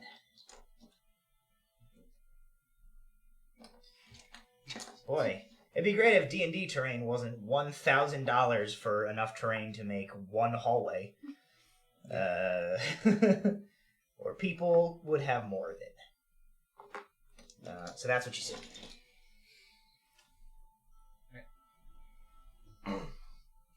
I will sneak back to the group, explain what I saw. I'll go straight for the reinforced door. Stairs. Do we want to investigate the two? Where you guys are standing. You're on lesser the guard. Be prudent to check the doors before the big door. Or we just go in the big door. Good, but if there's people in the little doors and they flank us, I'd rather... Yeah, I'd rather not end up surrounded. Alright. I will then move back to the first door there. Okay.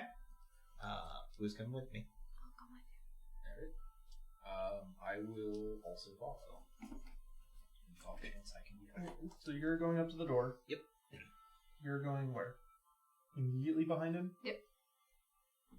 And I will be behind the giant pile of armor.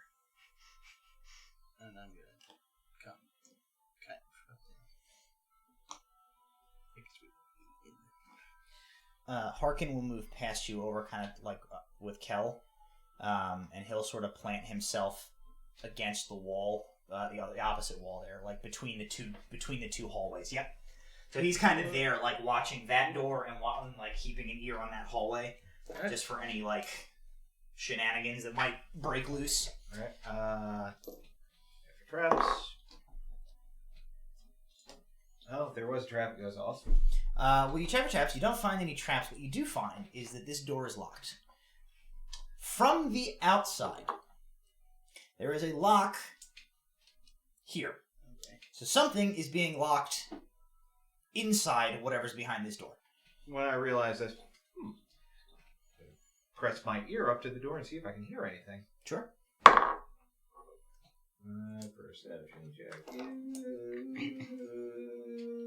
is 16.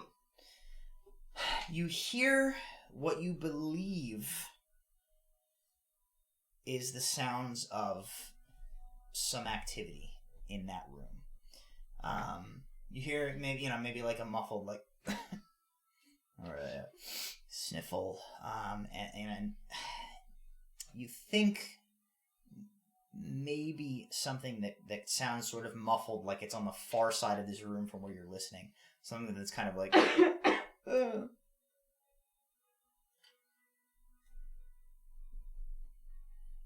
I found the prison.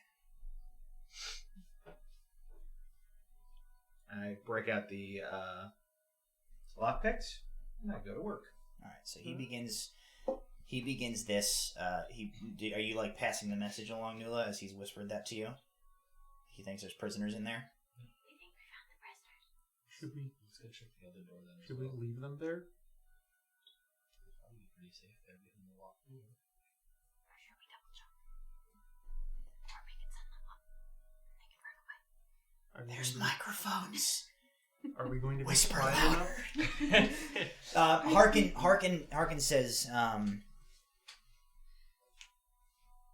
if they're there, they should stay there, but we should still at least look in the room. Could be one of these whack jobs is in there with them. We don't want to kick something off somewhere else and get a bunch of innocent people hurt. Let's at least clear it first. My check to open the locked door is 822. Doesn't take you long. 30 seconds or so goes by. The lock clicks, falls open, and the door is unlocked. Pull out the hand crossbow, very carefully and slowly open the door, peer in. So you poke your head in, and you do see the room is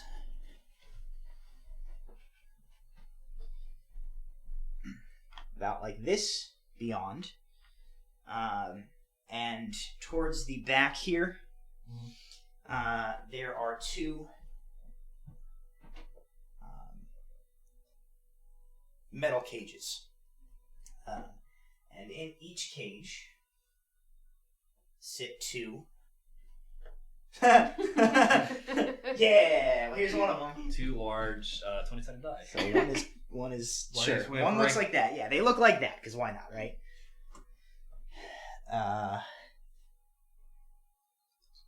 Nope. Somebody with a square with a round. That's all right. We'll just put them. They're here.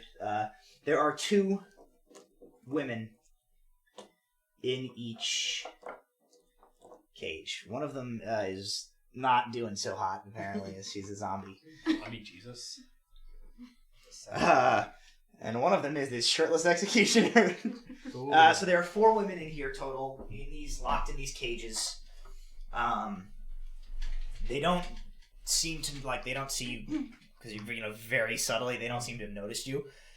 They're just sitting miserably in these cages. One of them in the further the right cell seems to be, you think, is the source of the snuffle that you heard. Is kind of you see she's turned away from you, but her shoulders are sort of shaking as if maybe she's crying or weeping. Very carefully closes the door again. There was no sign of any. It didn't look like there was any guard on them or anything. No guards. Let's check the other door. He looks fairly pissed. So going to carefully head down to the other door. Similar deal. Similar deal. This one's not locked from the outside. It's actually not locked at all. Okay. Once again, perception check. 2d2. Okay. To listen. Oh, listening. Yeah. You don't hear anything inside. Okay. Open a little bit, peer in. What you see inside is... It's like the Martha Stewart torture chamber edition. With pastels, or? Snoop Dogg is there for some reason. Yep. So it looks like... So there are cots and things where people would ostensibly sleep. There are also a bunch of chains suspended from the ceiling, a bunch of nasty looking devices, and blood stains all over the place in this room. There is also a single figure inside this room. They are slumped on the ground towards the back. You can put... Oh, I didn't put it out. This is a similar size room. They are slumped on the ground towards the back of this chamber. Their back is to you. From what you can see, they appear to be wearing the tattered robes and the bound chain of a penitent. Close the door. One of them in there. Do you want to eliminate them quickly and quietly, or do you want to go check on the next chamber? We take them, we guys take them fast. We don't want them to get a chance to get a scream off and start every single one of them in that area.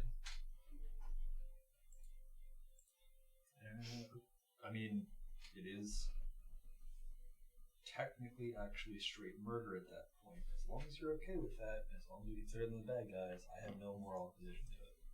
These people are capturing and torturing people. I'm not too concerned about murdering them.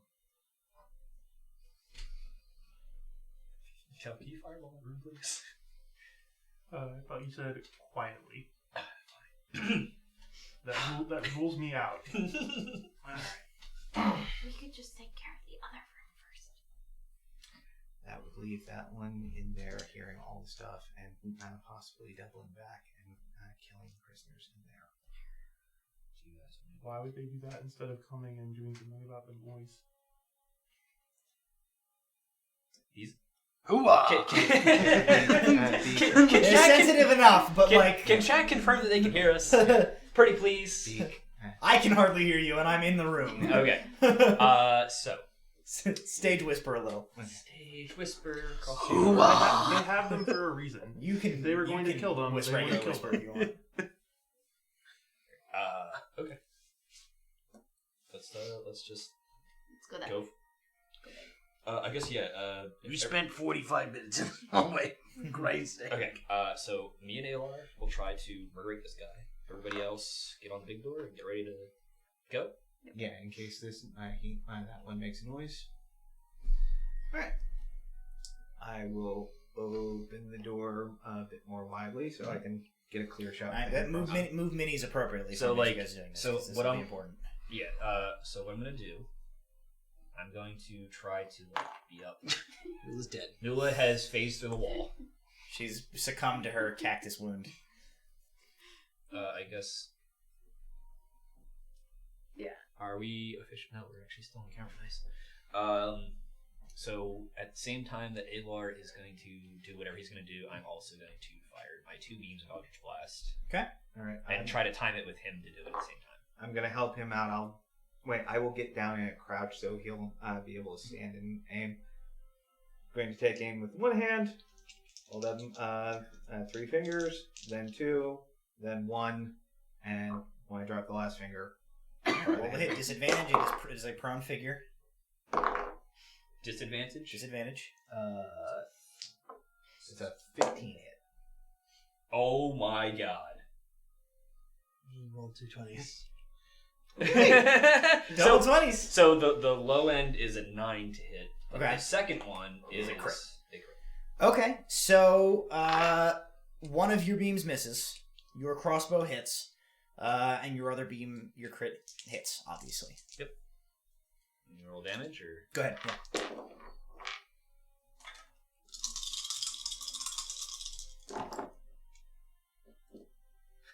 Forgot how many dice he used. Let's see. So 3, 10, 12, 15 points of piercing damage. Okay. 12 points of force damage. All right.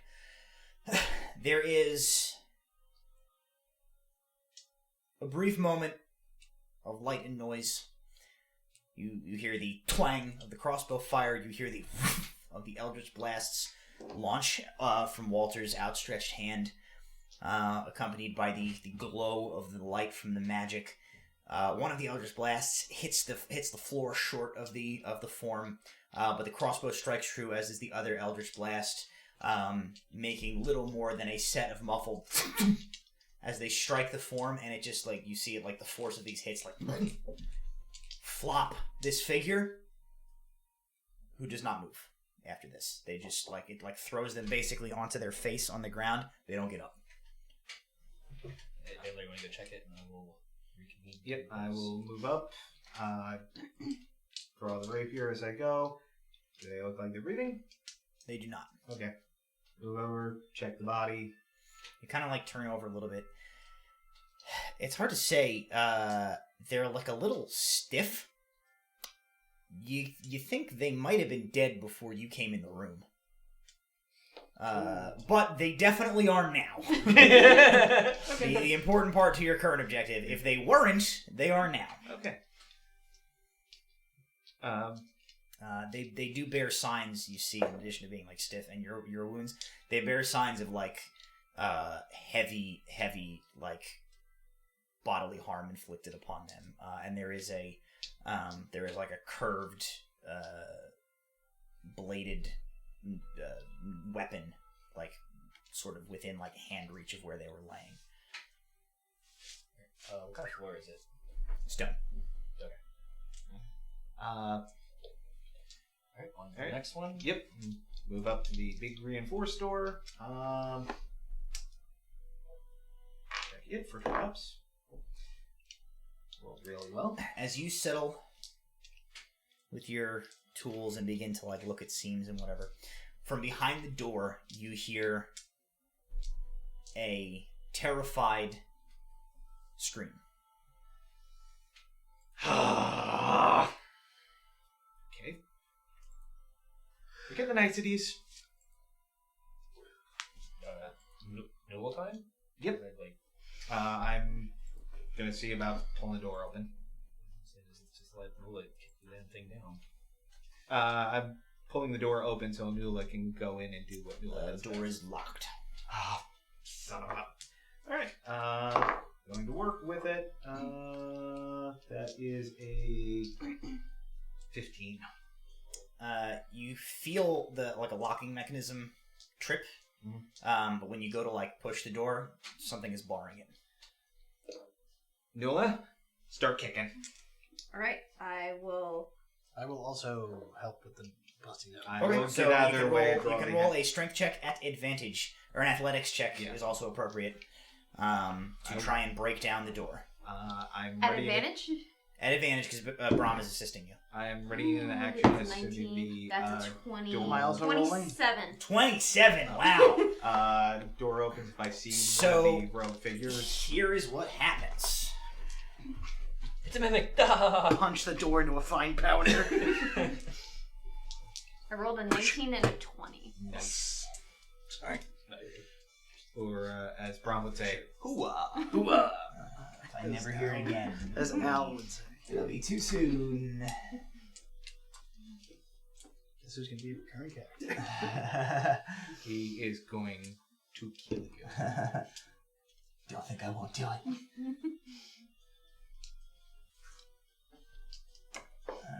So, hallway,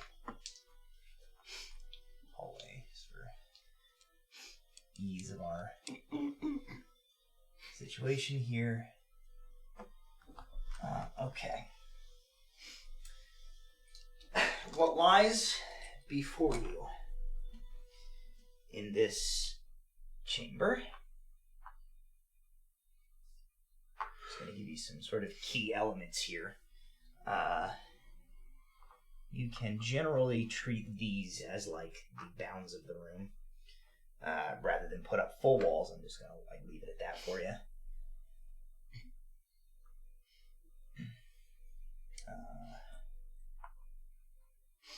So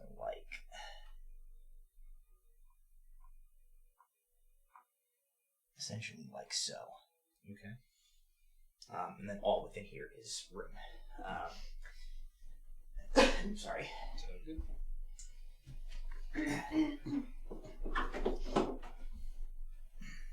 And this, I assume, is a doorway? That is a doorway. Oh boy. Go ahead and roll. You can start rolling initiative. Get a jump on that, because this was not a quiet entry. 14. Yay.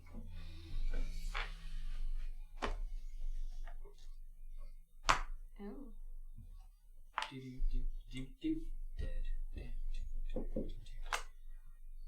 Are they magnetic? They are. Which is not helpful if you don't have a magnetic base, which I don't. So what you're saying is we should get you a plate of sheet metal. No, I actually bought a thing that's it's a book for, it's a bunch of templates to make terrain stuff. Which I'm going to start messing with.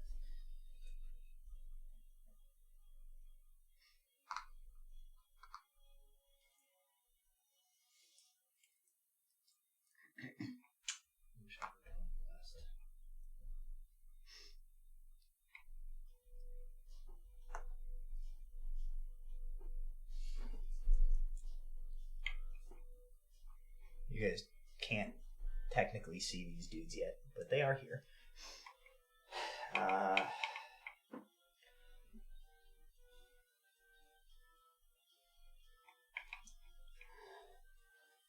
Okay, so what you see? I need something big. We'll just use this. It's not representative of what you see. I'll describe what you see. It's going to be worse. Oh, it's way worse. So, as you... the door explodes. The door itself is undamaged by Nula and Brahm's weight slamming into it.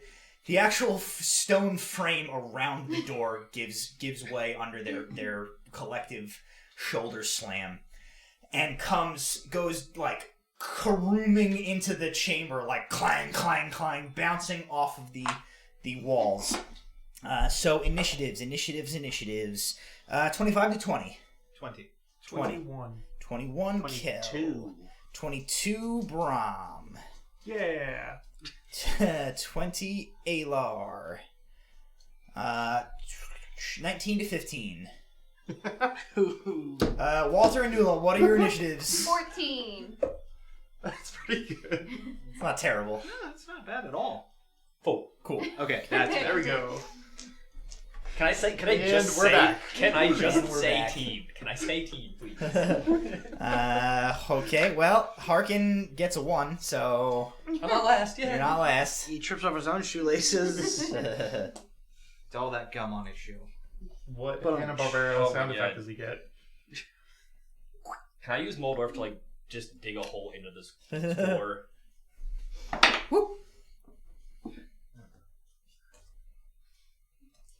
We get a surprise round.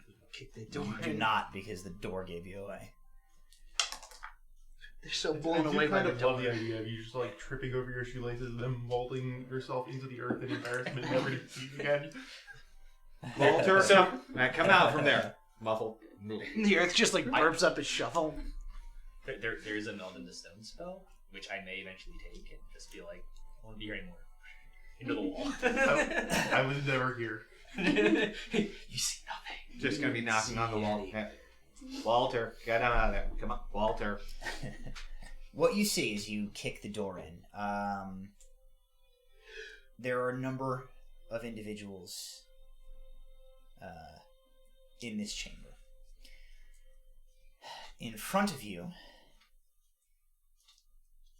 behind what is almost like it's almost like it's an observation room there. So like there's that doorway there, but there's also like a low kind of like desk thing that's enclosed.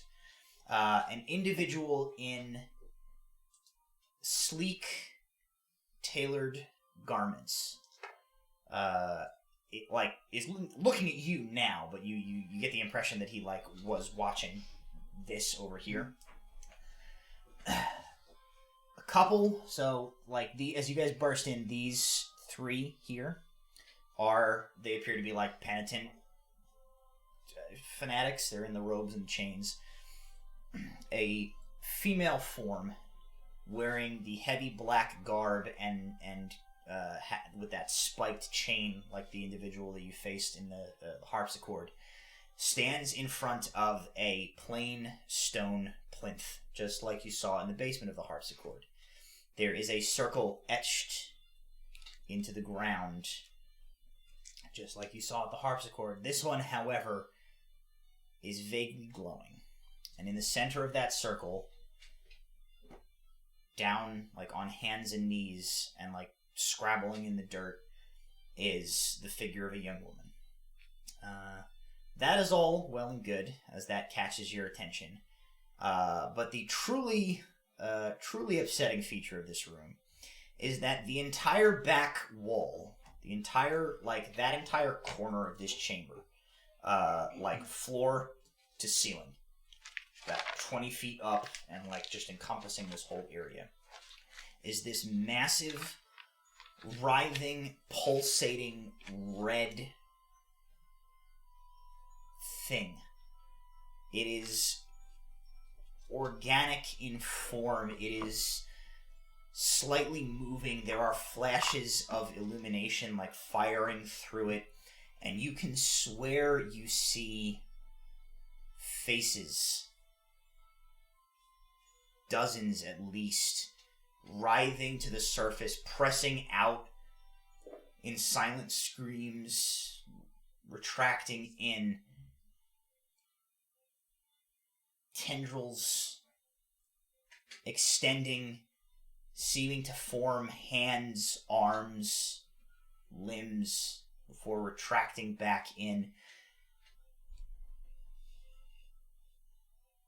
something much bigger than you were anticipating is in this chamber.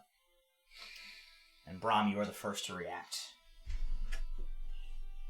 Alright, so I assume I can squeeze past Nuva. Yeah, you can get in. Okay, so I'm going to come into the room, but just right here. And I'm going to heat the metal up. This is the guy holding one of the spike staff things. Yes. I'm going to heat the metal of his spike chain. Okay. So she is currently wrapped around her. She's not wielding it. Her hands are like down at her sides. Third level. Okay, that's fine. So she can't take it off, or she can't it's just on her. So she make a save, dexterity save, right? No, Disadvantage because because she's she's safe to drop it. yeah, I think she can't take it off. I think it just burns her. okay. Go ahead and roll your damage then. It's on her. It just says if they're in contact with, they take it, Okay. and then Yeah, it's in contact with her.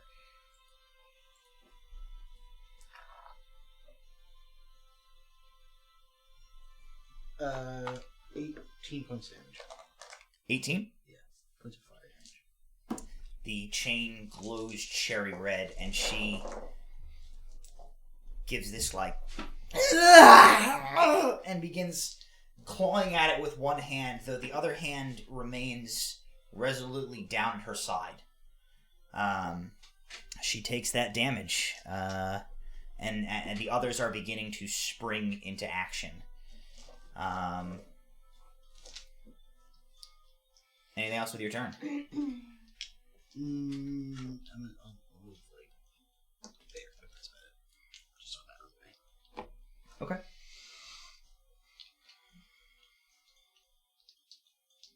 The next in the order is Kel.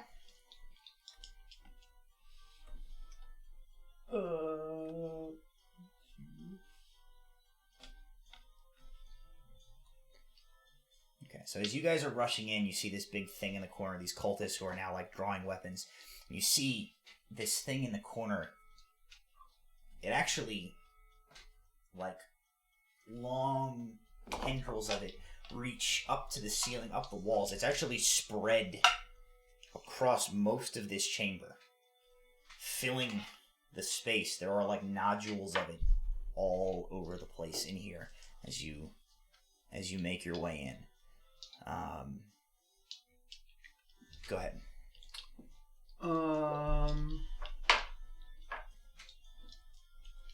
I think we're just going to Chaos Bolt this friend Okay. at 2nd level, and we'll maximize that. That is a crit. Nice. Um, Alright, roll damage.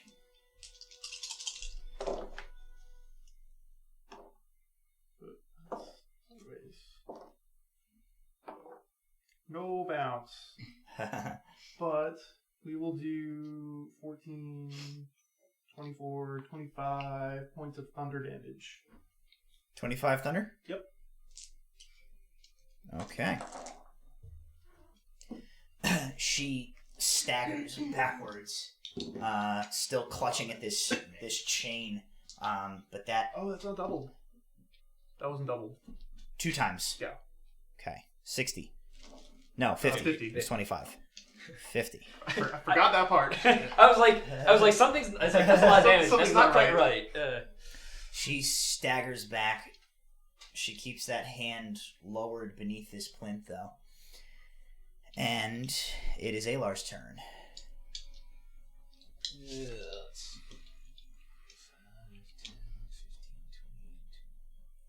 Yeah, that'll get me close enough to range. Wisdom saving throw from Her? Yep. She gets a 17. Nothing happens. I don't know what her modifier is, but it's high enough. Yeah. I don't think there's no chance she has a negative. That's not going to matter. She doesn't have.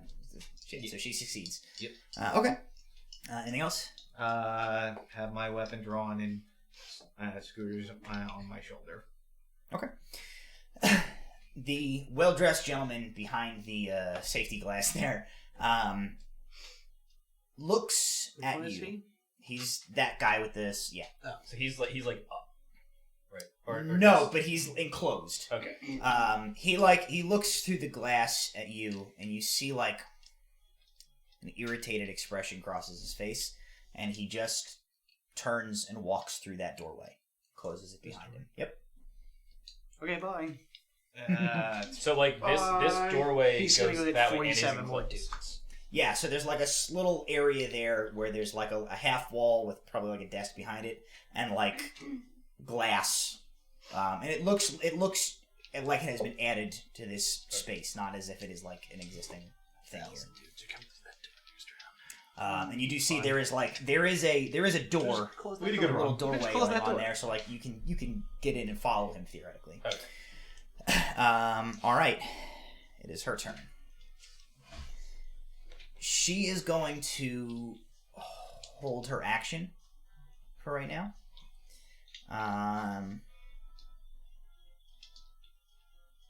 She like kind of lurches forward after the like fucking barrage that you guys just hit her with. One hand like she's still- supporting herself And on she's still the, getting burned. We on are the two-man rave. on this stone plinth ahead of her, and you just see she has like these glinting dark eyes like staring at you.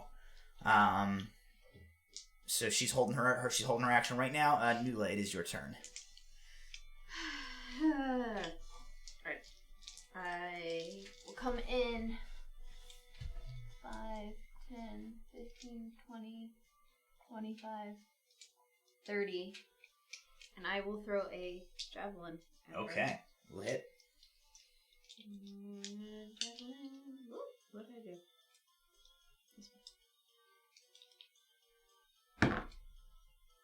Ooh, that was a nat 1. Ooh. That will miss. You throw it into your foot. We'll say it like it just kind of clatters into You know the what? little pillar that she's It's the behind. cactus hands. Yeah, it's throwing off your aim. The cactus hand. I do get a second attack. I don't think I have a second javelin, I'm assuming. You have your magical javelin. No. Use the magic wand.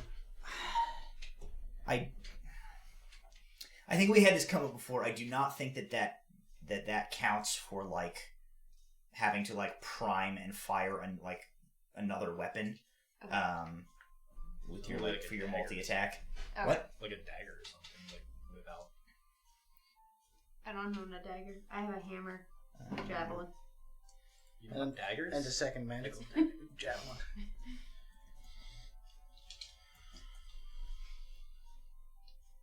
How do thrown weapons interact with extra attack?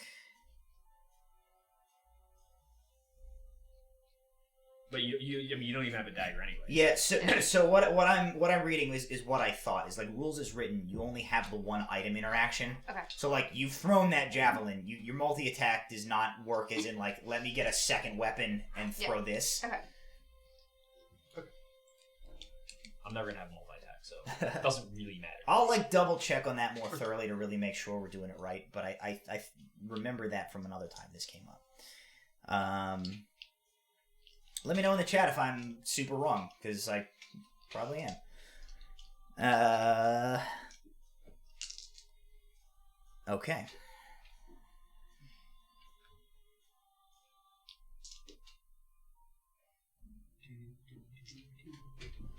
The main form of this thing begins to hulk its way. Not all of it.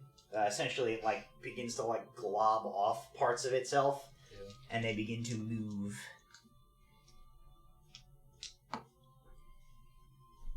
in your direction. Oh, that's delightful. You see flickers of faces and torsos and upper bodies, more complete images of people seem to be forming out of this thing. Young women, mostly.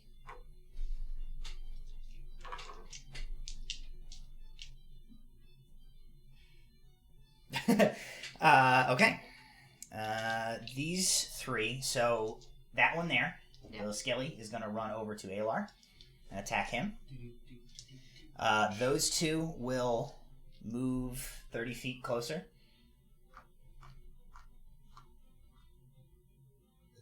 It's like, So one of them can get to Kel. The other one is not going to be able to reach anybody. Did he want him to go this way or this way? That way's fine. Alrighty. So, Kel, one attack against you. Protection. Yeah. He is standing next to me. Yeah. We did it. The first time she's ever accurately used it. Hooray! Let me just make sure. Ooh, they have 2 melee attacks. So you can protection him for one of the attacks? Is that how that works? Or is it for the whole round? No, it's one attack. One attack. Alright. So I'll make the first attack at disadvantage. I'll take the higher one. I rolled 2 10s, and his attack is a 14. Shield. Shield. Alright. So that will... So for between the shield and the shield, that will miss. So second attack against Kel, not at disadvantage, is a 4. Cool. So an 8 total, so that's not going to hit. Nope. So you successfully defend against that. Then 2 attacks against Alar. I'm invincible. It can reach it. Oh, from the other guy. The other guy, sorry, yeah. A natural 19 and a natural 17. Okay, So both of those will hit. Ooh. Sorry. First attack, I will Should've shielded uncanny it. dodge. Okay. The first attack, you take 47. 2 points of damage. No, 4 points of damage, so you take 2 points of damage. Okay. The second attack, you take 6 points of damage.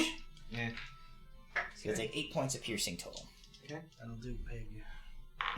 Alrighty. Walter, you are up. Excellent. I realized it was just about my turn again, and then You're I still realized in the I was- other room. So I am going to walk up to here, just into the room, I guess, next to around here, and I am going to. Does the horrifying mass of glowing people blob look at all similar to anything I've experienced before? It's just a giant mass of weird pink people blob. Yep. Horrifying. Eldritch Jello. Well, I am. I'm gonna blast away this guy right here. Just Alright, so I'll go blast ahead and right roll in the the hit. face. Are you? Remember, I got 2 natural 20s in a row. Yeah. I just rolled 2 2s. So does an 8 hit? No. Together, that's a 20. Are you sure? Are you sure about that? Does Wait, let me hold on. look. Hang on. I will consult. Consulting the stat block? No. Okay, so does the 8 hit? But wait, does the Does the other 8 hit? The other 8, let me check. No, also doesn't hit. Hooah! Alright, well, yeah. Cool. Thanks, Walter. Helping. Okay. Well, we've Am added I some still on light the to the effective rave. bless at this point, or is that like worn off because it's only for a minute? No, she used it like as you breach, so you. Well, I'll give you the full 10 rounds of bless. I mean, she used it before we opened That the first door. door. Oh, then And then we spent at least like 5 minutes arguing about which door we should open. yeah, I guess you don't have bless anymore. I forgot which door it was. It was. That's I would have continued forgetting. Blame him. He's the one who brought it up. Honesty. I would give him an inspiration, but he does not need the help. Well, Smash got the kelp dead. just you wait. Well, I'm gonna throw all these dice away. That's all I'm doing for my turn. It's Okay. in case it's important. So at this point, the held action of this lady goes off. As she's like, she seemed to be like, she's like watching the door to like she's like waiting for people to come through.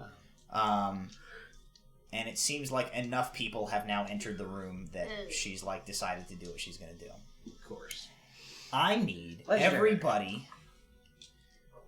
to make a wisdom saving throw. Go ahead. I'm waiting for you to say at disadvantage, so it's like. No, not this. Magic. It is magic. You will have advantage. Is it a charm effect? No. Did you say a wisdom saving throw? Wisdom saving. Okay. 19. 21. Okay. 14. Okay. 13. Okay. Dead. 11. Okay. That's everybody? Are we now meat puppets? Brom and Kel. You have saved. So, Yeah. you make your wisdom saving throw as the arm that she has been concealing behind this pillar lifts up, slams down on the pillar. And your head's exploded. A lantern. Uh-oh. She slides the irising cover open. Looking away. You two are fast enough to divert your eyes as she does this. As the lantern iris is open, the light that emanates from it is not the orange, yellow light of a flame, but a sickly green-blue spectral light. Knowing the warning you were given, all of you hastily turn to cover your eyes to divert your gaze. Brom and Kel are fast enough. The rest of you catch sight of this light as it washes over you. And suddenly, a wave of vertigo passes over you. You hear the pounding of your heart and the rushing of your blood in your ears, and you are drawn into this light. It seems to grow, expanding, sucking you in, encompassing you. All you can see is this light. And then nothing. Oh, good. It is black. You are somewhere, but you are nowhere. Did you have something that would have helped you in this situation? Yup. Yeah. What's your deal? Everyone within 10 feet of her gets +2 to their saves. 16? It would not have mattered. I'm not close enough, so It would not have mattered. None of you were close enough to make that difference. Fair point, but even still, the save, your saves would not have been high enough.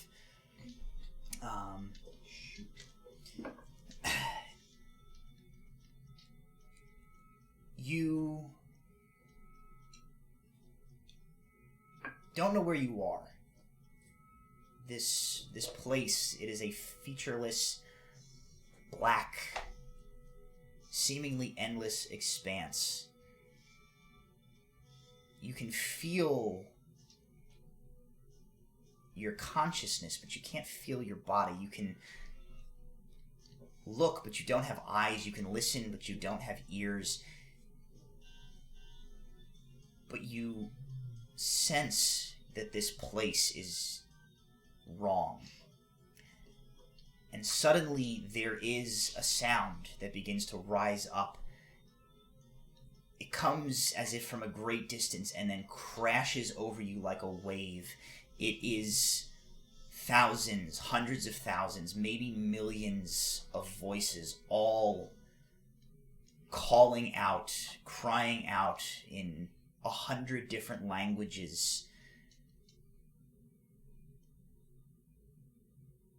Though you can't make out any distinct words or phrases from this cacophonous blast that overtakes you, still your brain formulates meaning from the chaos, and you come to a very clear realization that this place, whatever this is a transient place. This is a place that is supposed to be temporary, a place of passage. But it is not. It is permanent. It is a prison. You come away with the sense of one cohesive thought. This place should not exist. We are trapped. And as suddenly as it began, it's over. And you are back in this chamber.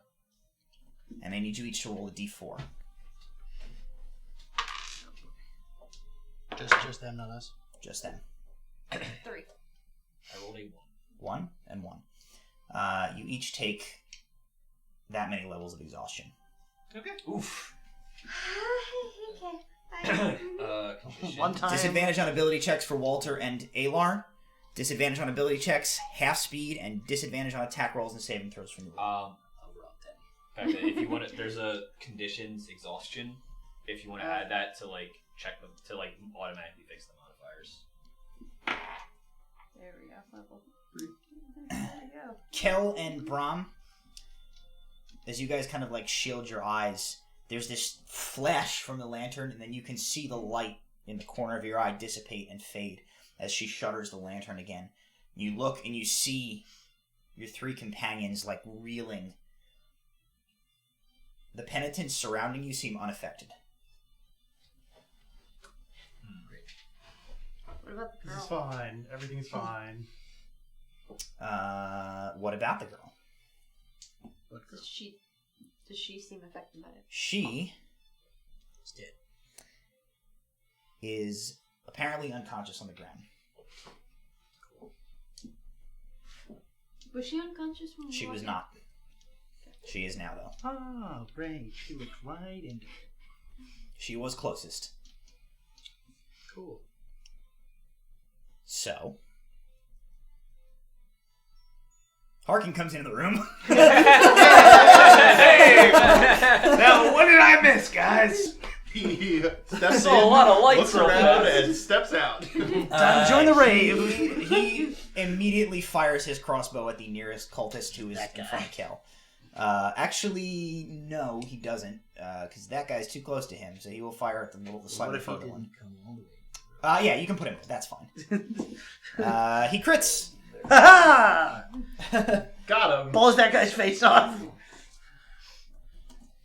It's actually an explosive tipped crossbow bolt. And crossbow. D6. Oh, and he does max damage. Cool. He does. 700 points. I saw some lights. Boom. Goodbye. Comes into your room blind He firing. does 12 points of damage to that guy. Cool. Okay. Alrighty. That is top of the order. Brahm, you are up. Okay, so right off the bat, that lady's gonna take some more damage. No. 777? Is this the mug you were looking for before? 17 points of damage, fire damage. Whew, okay. She's still standing? No, she's dead. Oh, good. That's what I was gonna do next. Doesn't matter. She gives one last scream of agony as this flaming, burning hot chain consumes her. She drops the lantern, it clatters to the floor and rolls in that direction before coming to a stop, and she falls dead to the ground. Cool. So that was just bonus damage. I'm gonna walk up to this guy Okay? and I'm gonna stab him. Roll to hit. It's not gonna hit. Yeah, I don't think 7 hits. A 7 Yeah. will not hit. Alright, that's it. Cool. Okay. I just walked right up to this guy now and maybe punched immediately. Alrighty, Kel, you're up again. We're going to maximize a 3rd level chaos bolt Okay. at this guy in my face. Alrighty.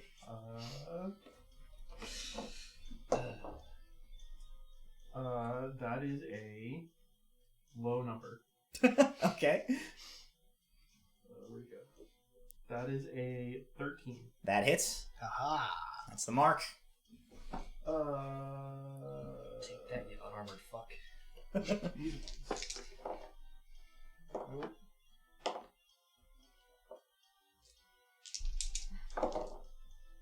That is 11, 20 points of lightning damage. 20, you said? Yep. Okay. He staggers back as he's like No, he's not dead. I was staggering him back. Well, he also doesn't move. But You he's... say things that aren't true. We're gonna have some wild magic. Okay! Oh boy. Gentlemen, Wild lady, magic. it's Oh, been a boy. pleasure. He looks on the verge of death. His skin is blackened and charred. Oh no. What? And a This rush is- of magic this comes from is- Kel, and... Perfect. I glow with bright light in a 30-foot radius for the next minute, Cool. and any creature that ends its turn within 5 feet of me is blinded. Cool. So, so- everybody you're friends with. So I haven't moved. So I start glowing bright light. Yep. I'm shocked. Nice. And then, quickly turn and look at them and say, "My name is Kellen Forzair, and I am penitence come unto you." Because I am glowing with bright light, and that's what I do. I'm going to go this way, Very and cool. I will take an attack of opportunity You from going that guy. blind now, though? Are we all It's blind the here? end. It's I'm the getting- end of folks' turn. Yeah, so I'm getting away from you. Does a Probably. 16. It sure does. Okay. You will Like a take champ. 6 points of piercing damage. You got it. Askel is burdened with glorious purpose. Okay. Bow before me. Alar. That happens. Yeah, one bright light, another bright light. Holy The friggin' rave. Yeah. Well, I guess I'm gonna drop the base. Newell's right there, so it's a sneak attack. 17. Yeah. Okay. Booming blade. And a sneak attack. I hear sandstorm in the distance. In the back of my mind. That's what the thunder damage is. Not sure where that was. I'll just roll that one. Yeah, that's a 2. The song Thunder in Paradise is a Base Hunter song. 18, 21 points of damage. Base neck 5 of it second. thunder. Okay. You better be dead. 20 what? 21 total. 21. Okay. He's not dead. It's the first time he's been hit.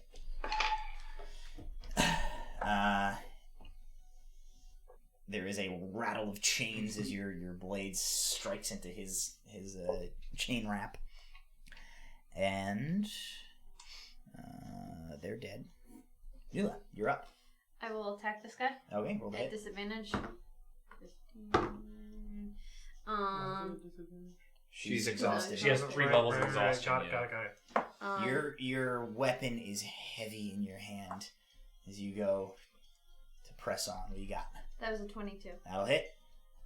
You want to use your second attack? Yes. And that's a 17. Both will hit. So, sluggish in your hand, you muster up any remaining strength in your body, and you manage to cleave twice into this cultist. 5 and 9. 5 and 9. 15 points of whack-a-mole damage. And he falls before you Rolls away. and rolls away. You strike him down, and your weapon clang into the ground. Have felled an enemy. It is becoming increasingly difficult to stay on your feet under the weight of your own equipment. Armor. Great. The blob. Alright. Forgot about that. Move it 20 feet straight towards, straight that way, towards me. No. It will end. Here, okay. On. Yep, Yeah. right there. Yep. Oh, good. Nula, Uh-huh. make a wisdom save. I'm going to use my thing. I'm at disadvantage, You right? are at disadvantage. On save? Yeah, on save. Oh, damn it. I forgot about the... Crap. 14. 14? Okay. It was a 15 Does that and a 19. include your thing? Disadvantage. Your +2? She has disadvantage on all saving throws. But does it include your +2? I have -1 to wisdom. No, but you have a +2 aura. Oh. For everyone within So 10 then feet of you. 16. That's a 16. Okay. What's your thing? What were you doing? I'm going to bend her luck Okay. and spend some sorcery points to give her another d4. Okay. That is 2 more, so that is an 18. Okay. Alrighty. So, this creature moves closer, and now there are people coming out of it, fully, like, flesh and blood clothed, stepping forward from this thing. No. One of them comes out, a young woman, and she looks into your eyes, and suddenly a flood of your own memories are just racing through your mind. And you feel a pull, as if, almost as if it's this thing, whatever this is trying to extract them from you. But you steel your resolve, and you force yourself to turn away. It is, however, not done. 2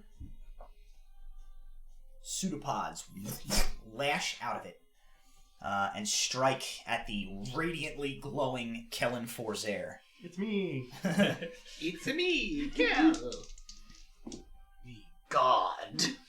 That is a... Oh boy. Yeah. I like the sound of that. The lower of the 2 is a 24. Yup. Might as well just tear up your That's character literally sheet. double your AC. And the other is a crit. Okay. Dead. Cool. So... Just delete the whole character. Deviant. From the... Yikes. Strong opening plays from the creature. Can I do We're going to have to protection? send a No, too message far. to Wizards of the Coast and tell them Far from you. that I'm dead enough to delete their online application. From the first attack, you take 17 points of bludgeoning damage Uh-huh. Okay. So and 9 points of psychic damage. Uh-huh. From the second attack, you take He's definitely already down, right? you take 30 points of bludgeoning I am damage. dead to large damage, whatever that is. Dead to large damage. Yeah, if you do more than my hit points. More than your max hit points. Yeah. Okay. No, like that would have killed me from full. Okay. Kel is down. No, not down. Dead. Kel's, well, for their info, Kel is down. Kel drops. okay. This is some intense shit for 10-16. Ooh, you know what? It is 10-16. That, I think, is probably where we should stop. Okay. So Carlos has a whole... multiple weeks at this point to shit himself. We'll see what's gonna happen. These things happen. These things do happen. You got plenty of time to build a new character. Sometimes the monster crits. Sometimes So the wait, monster so is it ass. a single hit doing, or is it like a single attack? Because I actually, you know what? He actually might be right. The second, like the total damage of those 2 attacks from that one multi-attack would definitely be like way more than your maximum, and would also be more than my No, so the first one didn't put me down. Right, correct. So then the second one kills me. Because that hits me to well below... Half of But I think what he's saying is I think one attack needs to one be... one attack needs like massive damage in 5e is What is your hit point maximum? 30. What did you I was at- have when you started the second hit? 2. You are not dead. Okay. You're not? No, you never gave me the psychic damage, right? You just gave me the bludgeoning damage? The psychic damage is There's 30 bludgeoning plus. oh yeah, let me. I'm not trying to kill Cal. I'm just trying to figure out like. We're trying to get him out on a technicality. No, the technicality might, because he. So you started with 2 and you took 30. Right. So if that psychic damage is a die, That's true. and it's doubled, then it's at least 2 and I'm dead. I think he's right.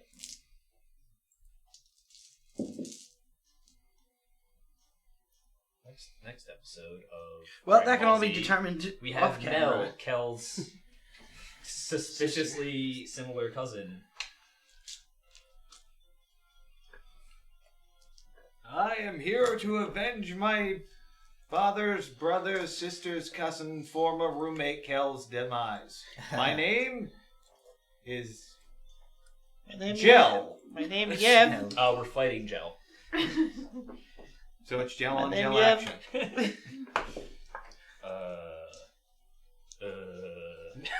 Okay.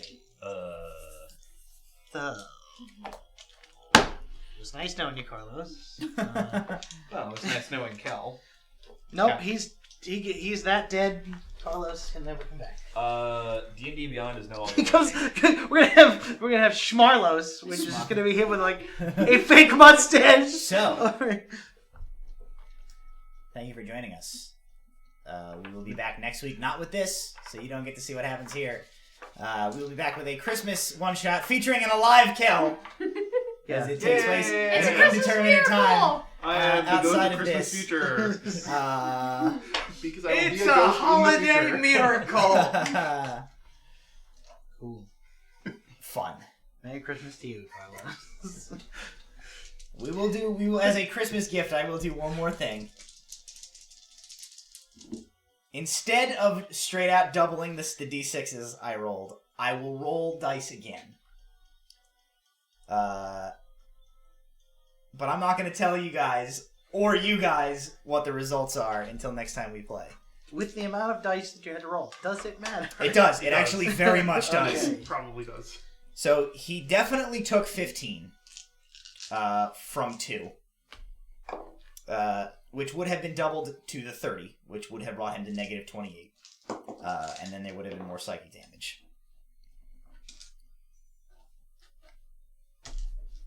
Well, Hey, that's horrifying. I don't want to fight this monster.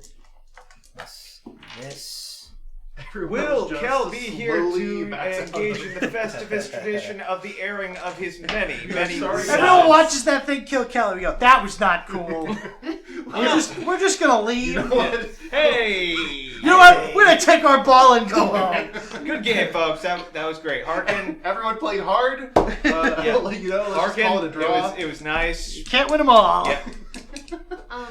There is something very No. specific I want to do when it gets to my turn next time you play, so I'm doing Pass this. these around. So, that is, I don't want the cliffhanger to be like, Kel's dead, what's gonna happen? I want the cliffhanger to be like, is Kel dead? Regardless, he got, hit pretty goddamn hard. We're gonna have to wait till next year to You're find gonna have to wait until next year to find out if Kel is dead. Next decade. Thank you. So you started at 2, right? Yep. So if Then it you does, took 15. if the total damage from the attack is 32, I am dead. Right.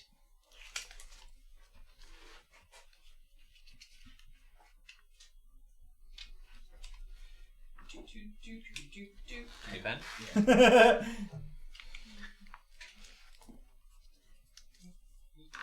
Thank you. Thank you.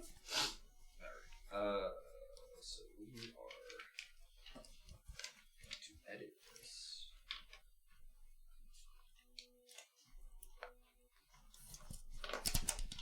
Do want it. Is that everybody's? I think so. I think I have all. If you have a vote in chat for somebody for the Golden D20 tonight, let me know. Alrighty. Let's start reading them off. Brahm for Hua. I Veto that vote. veto that. It doesn't count. They're all votes for Brom. I'm quitting D&D now. Fine. Alar for blind leading the blind. Kel because pity. A second vote for Brahm Hua. And one for the once and future Kel.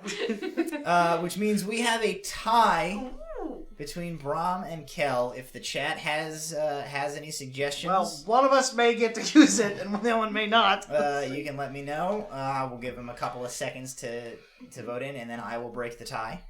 I know how this is going to necessary. go. Goddamn right you know how it's going to go. Say hoo-ah 600 times in an episode, and I think you're getting a natural 20 next time. So, stick around. Join us next week, Christmas Eve, for special holiday-themed one-shot. And Secret Santa reveal. We no, gotta I've vote in been chat for betrayed Kel, by- which is fine, because I was not going to let Brahm, Come on, somebody else to vote. We need more votes. for the DM accidentally killing him. Who says it was an accident? Oh no, he's definitely trying to kill us all. Is it a coincidence that Kel did 170 damage in one round last time and is now dead? Yes, it is. So it's We got 2 votes for Kel. Never mind. Alright, I see how it is, people. it is definitely. Cap when you turncoat. Tune in when we come back, where the entire session, all I will say is hoo-ah. Nothing else. And Like a mysteriously, Pokemon. Wah, a giant rock will materialize over Brahm's head. So, I mean, thank it's you guys all for joining us. See you next horrifying week. Death monster doesn't need to be there. And Happy holidays. happy holidays. If we don't see you before then, bye.